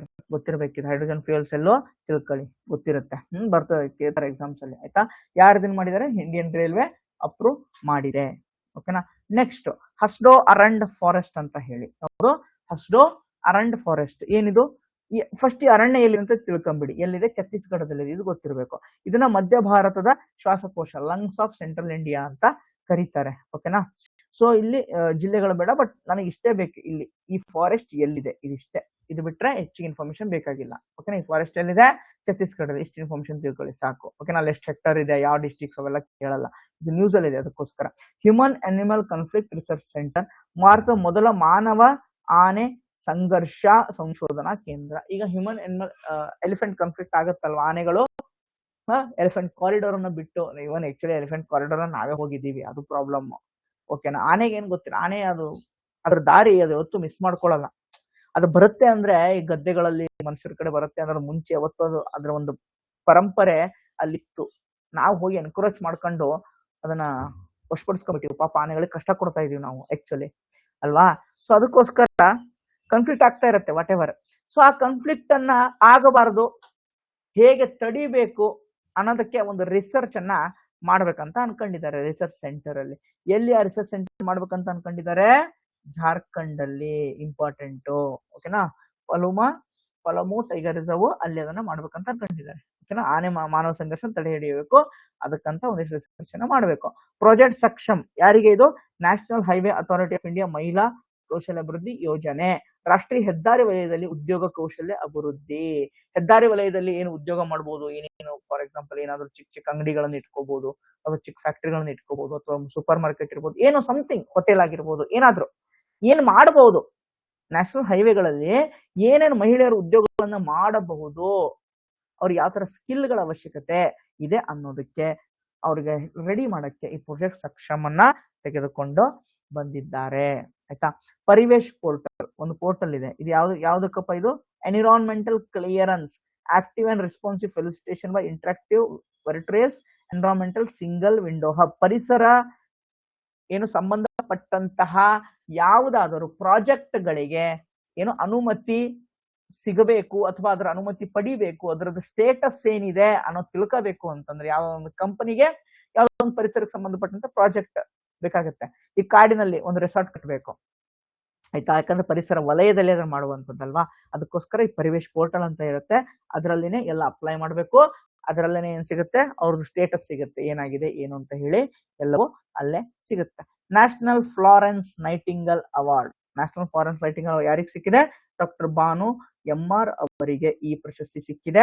15 ನರ್ಸಿಂಗ್ ವೃತ್ತಿಪರರಿಗೆ, ಓಕೆ, ನರ್ಸಿಂಗ್ ಇವರಿಗೆ ಇದನ್ನ ಕೊಡ್ತಾರೆ. ಅಂತಾರಾಷ್ಟ್ರೀಯ ನರ್ಸ್ ದಿನ 12 ಮೇ ಅವತ್ತು ಮಾನ್ಯ ಶ್ರೀ ನಮ್ಮ ರಾಷ್ಟ್ರಪತಿಗಳಾದಂತಹ ದ್ರೌಪದಿ ಮುರ್ಮುರವರು ಕೊಟ್ಟರು. ಓಕೆನಾ. ನರ್ಸಿಂಗ್ ಅವರಿಗೆ ಕೊಡುವಂತದ್ದು ಇದು ಗೊತ್ತಿರಬೇಕು. ಡಾಕ್ಟರ್ ಬಾನು MR ಡಾಕ್ಟರ್ ಅವ್ರಿಗೆ ಇದು ಸಿಕ್ಕಿದೆ. ನರ್ಸಿಂಗ್ ಕ್ಷೇತ್ರದ ಅತ್ಯುನ್ನತ ಪ್ರಶಸ್ತಿ. Okay. Next Whitley award 2026 green Oscar ಅಂತಾನು ಕರೀತಾರೆ. ಇದಕ್ಕೆ ಏನಂತ ಕರೀತಾರೆ? ಗ್ರೀನ್ ಆಸ್ಕರ್ ಅಂತ ಕರೀತಾರೆ, ಹಸಿರು ಆಸ್ಕರ್ ಅಂತಾನು ಕರಿಬಹುದು. ಭಾರತೀಯ ಸಂರಕ್ಷಣಾವಾದಿಗಳು, ಓಕೆ, ಇಂಡಿಯನ್ ಕನ್ಸರ್ವೇಷನಿಸ್ಟ್, ಓಕೆನಾ, ಪರಿಸರವನ್ನ ಸಂರಕ್ಷಣೆ ಮಾಡ್ಬೇಕಂತ ಹೋರಾಟ ಮಾಡ್ತಾ ಇರ್ತಾರಲ್ವಾ, ಅವರಿಗೆ ಯಾರು? ಇಬ್ಬರಿದ್ದಾರೆ, ಪರ್ವಿನ್ ಶೇಖ್ ಮತ್ತೆ ಬರ್ಕಾ ಸುಬ್ಬಾ ಅನ್ನುವಂತಹ ಇಬ್ಬರಿಗೆ ವಿಟ್ಲೆ ಅವಾರ್ಡ್ ಸಿಕ್ಕಿದೆ. ಓಕೆನಾ.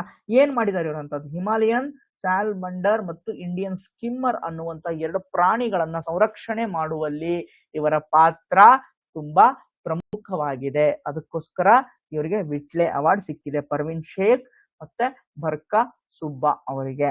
ಓಕೆನಾ. Right to education. Okay, right to education act 2009. Dinesh Biwaji Ashtikar versus state of Maharashtra ಒಂದು ತೀರ್ಪನ್ನ ಕೊಟ್ಟಿದೆ. ಈ RT ಗೆ ಸಂಬಂಧಪಟ್ಟಂತೆ ಒಂದು ತೀರ್ಪನ್ನ ಕೊಟ್ಟಿದೆ. ಖಾಸಗಿ ಶಾಲೆಗಳಲ್ಲಿ, ಪ್ರೈವೇಟ್ ಸ್ಕೂಲ್ಸ್ ಗಳಲ್ಲಿ EWS economic weaker section, okay, ಆರ್ಥಿಕವಾಗಿ ಹಿಂದುಳಿದ ವರ್ಗಗಳ ಮಕ್ಕಳಿಗೆ 25% ಪ್ರೈವೇಟ್ ಸ್ಕೂಲ್ ಅಲ್ಲಿ ರಿಸರ್ವ್ ಮಾಡ್ಲೇಬೇಕು. ಇದನ್ನ ಕೇಳ್ತಾರೆ, ಈ ಪರ್ಸೆಂಟೇಜ್ ಅನ್ನ ಕೇಳ್ಬಿಡ್ತಾರೆ. ಎದರಂಡರು? ರಾಷ್ಟ್ರೀಯ ಮಿಷನ್ ಅಂತ ಹೇಳಿದ್ದಾರೆ. ಇದನ್ನ ಯಾವಾಗಪ್ಪ ಇದು ರೈಟ್ ಟು ಆಕ್ಟ್ ಬಂದಿದ್ದು? Right to act fundamental rights ಆಗಿದ್ದೆ ಅವಾಗ 71A ಸೇರಿಸಿದ್ದೆ ಅವಾಗ 86ನೇ ತಿದ್ದುಪಡಿ ಕಾಯ್ದೆ ಮುಖಾಂತರ. 6 ರಿಂದ 14 ವರ್ಷದ ಮಕ್ಕಳಿಗೆ ಉಚಿತ ಮತ್ತು ಕಡ್ಡಾಯ ಶಿಕ್ಷಣ. ಆರ್ಟಿಕಲ್ 45 ಹೇಳುತ್ತೆ 6 ವರ್ಷಕ್ಕಿಂತ ಕಡಿಮೆ ಮಕ್ಕಳಿಗೆ ಬಾಲ್ಯ ಮತ್ತು ಆರೈಕೆ ಶಿಕ್ಷಣ. 1 ರಿಂದ 8ನೇ ತರಗತಿಯವರಿಗೆ ನೆರೆಹೊರೆಯ ಶಾಲೆಯಲ್ಲಿ ಶಿಕ್ಷಣದ ಹಕ್ಕನ್ನ ಕೊಡ್ಲೇಬೇಕು. ಆರ್ಟಿಕಲ್ 21A ಅಂಡರ್ 86ನೇ ತಿದ್ದುಪಡಿ. ಇದನ್ನ ಎಕ್ಸಾಮ್ ಅಲ್ಲಿ ಕೇಳಿದ್ದಾರೆ. ಓಕೆನಾ. ನೆಕ್ಸ್ಟ್ ಇಂಟರ್ನ್ಯಾಷನಲ್ ಬೂಕರ್ ಪ್ರೈಸ್, ಅಂತಾರಾಷ್ಟ್ರೀಯ ಬೂಕರ್ ಪ್ರೈಸ್ ಈ ವರ್ಷ ಯಾರಿಗೆ ಸಿಕ್ಕಿದೆ? ಯಾಂಗ್ ಶುವಾಂಗ್ ಝಿ ಅವರಿಗೆ ತೈವಾನ್ ಇ ಟ್ರಾವಲೋಗ್ ಅನ್ನುವಂತ ಕೃತಿಗೆ ಸಿಕ್ಕಿದೆ. ಆಯ್ತಾ. ಲೀನ್ ಕಿಂಗ್ ಇಂಗ್ಲಿಷ್ಗೆ ಇದನ್ನ ಅನುವಾದ ಮಾಡಿದ್ದಾರೆ. ಓಕೆ, ತೈವಾನಿಯಲ್ಲಿದೆ ಇದು. ಯಾರು ಬರೆದಿದ್ದಾರೆ? ಯಾಂಗ್ ಶುಂಗ್ ಝಿ ಅವರು. ಅದ್ರ ಇಂಗ್ಲಿಷ್ ಅನುವಾದ ಮಾಡಿದ್ಯಾರು? ಲಿನ್ ಕಿಂಗ್ ಅವರು. ಪ್ರಶಸ್ತಿ ಗೆದ್ದ ಮೊದಲ ಮ್ಯಾಂಡರಿನ್ ಭಾಷೆ ಕಾದಂಬರಿ ಇದು. ಓಕೆನಾ. 1930 ಜಪಾನ್ ಆಳ್ವಿಕೆಯ ತೈವಾನ್ ಹಿನ್ನೆಲೆ ಇರುವಂತಹ ಭಾಷೆ. ಓಕೆನಾ. ಇಂಗ್ಲಿಷ್ ಹೊರತುಪಡಿಸಿದ ಭಾಷೆಯಲ್ಲಿ ಮೂಲತಃ ಬರೆಯಲ್ಪಟ್ಟು ಯುಕೆ ಅಥವಾ ಐರ್ಲೆಂಡ್ ನಲ್ಲಿ ಇಂಗ್ಲಿಷ್ಗೆ ಅನುವಾದವಾದ ಏನು ಆಗುತ್ತಲ್ವಾ, ಅಂದ್ರೆ ಟ್ರಾನ್ಸ್ಲೇಟ್ ಆಗುತ್ತಲ್ವಾ, ಕನ್ನಡ, ತಮಿಳು, ತೆಲುಗು ಯಾವ್ದಾದ್ರು ಭಾಷೆಯಲ್ಲಿ ಬರೋದಿರ್ಲಿ, ಯಾವ್ದಾದ್ರು ಅದನ್ನ ಯುಕೆ ನಲ್ಲಿ ಅಥವಾ ಐರ್ಲೆಂಡ್ ನಲ್ಲಿ ಇಂಗ್ಲಿಷ್ಗೆ ಅನುವಾದ ಮಾಡಿ ಅಲ್ಲಿ ಯುಕೆ ನಲ್ಲೇ ಪ್ರಕಟಣೆ ಆಗಬೇಕು, ಯುಕೆ ನಲ್ಲಿ ಅದು ಪಬ್ಲಿಷ್ ಆಗಬೇಕು. ಅಂಥ ಕೃತಿಗಳಿಗೆ ಮಾತ್ರ ಈ ಇಂಟರ್ನ್ಯಾಷನಲ್ ಬೂಕರ್ ಸಿಗುತ್ತೆ. ಅದೇ ರೀತಿ 2022ರಲ್ಲಿ Geetanjali Shri tomb of and ಅಂತ ಕರಿತೀವಿ, ಮೊದಲ ಹಿಂದಿ ಕೃತಿ ಸಿಕ್ತು. ಲಾಸ್ಟ್ ಇಯರ್ ನಮ್ಮ ಕರ್ನಾಟಕದ ಕನ್ನಡದ ಮಾನ್ಯ ಇವರು ಯಾರು, ಬಾನು ಮುಸ್ತಾಕ್ ಅವರಿಗೆ ಇದು ಸಿಕ್ತು, ಹಾರ್ಟ್ ಲ್ಯಾಂಪ್ ಅನ್ನುವಂಥದ್ದು ಕೃತಿಗೆ. ಓಕೆನಾ. ಹೃದಯ ದೀಪ ಅಂತ ಕರಿತೀವಿ, ಆ ಒಂದು ಕೃತಿಗೆ ಇದು ಸಿಕ್ತು. ಇದು ಇಷ್ಟು ಇಂಪಾರ್ಟೆಂಟ್. ಇದಿಷ್ಟು ನಮ್ಮ ಪ್ರಮುಖ ವಿಷಯಗಳು. ಇನ್ನೂ ಒಂದು ವಿಡಿಯೋ ಮುಖಾಂತರ ತಮ್ಮ ಮುಂದೆ ನಾನು ಸದ್ಯದಲ್ಲೇ ಬರ್ತೀನಿ ಅಂತ ಹೇಳ್ತಾ ಈ ಒಂದು ಕ್ಲಾಸ್ ನಲ್ಲಿ ಎಂಡ್ ಮಾಡ್ತಾ ಇದ್ದೀನಿ. ಥ್ಯಾಂಕ್ ಯು, ಧನ್ಯವಾದಗಳು.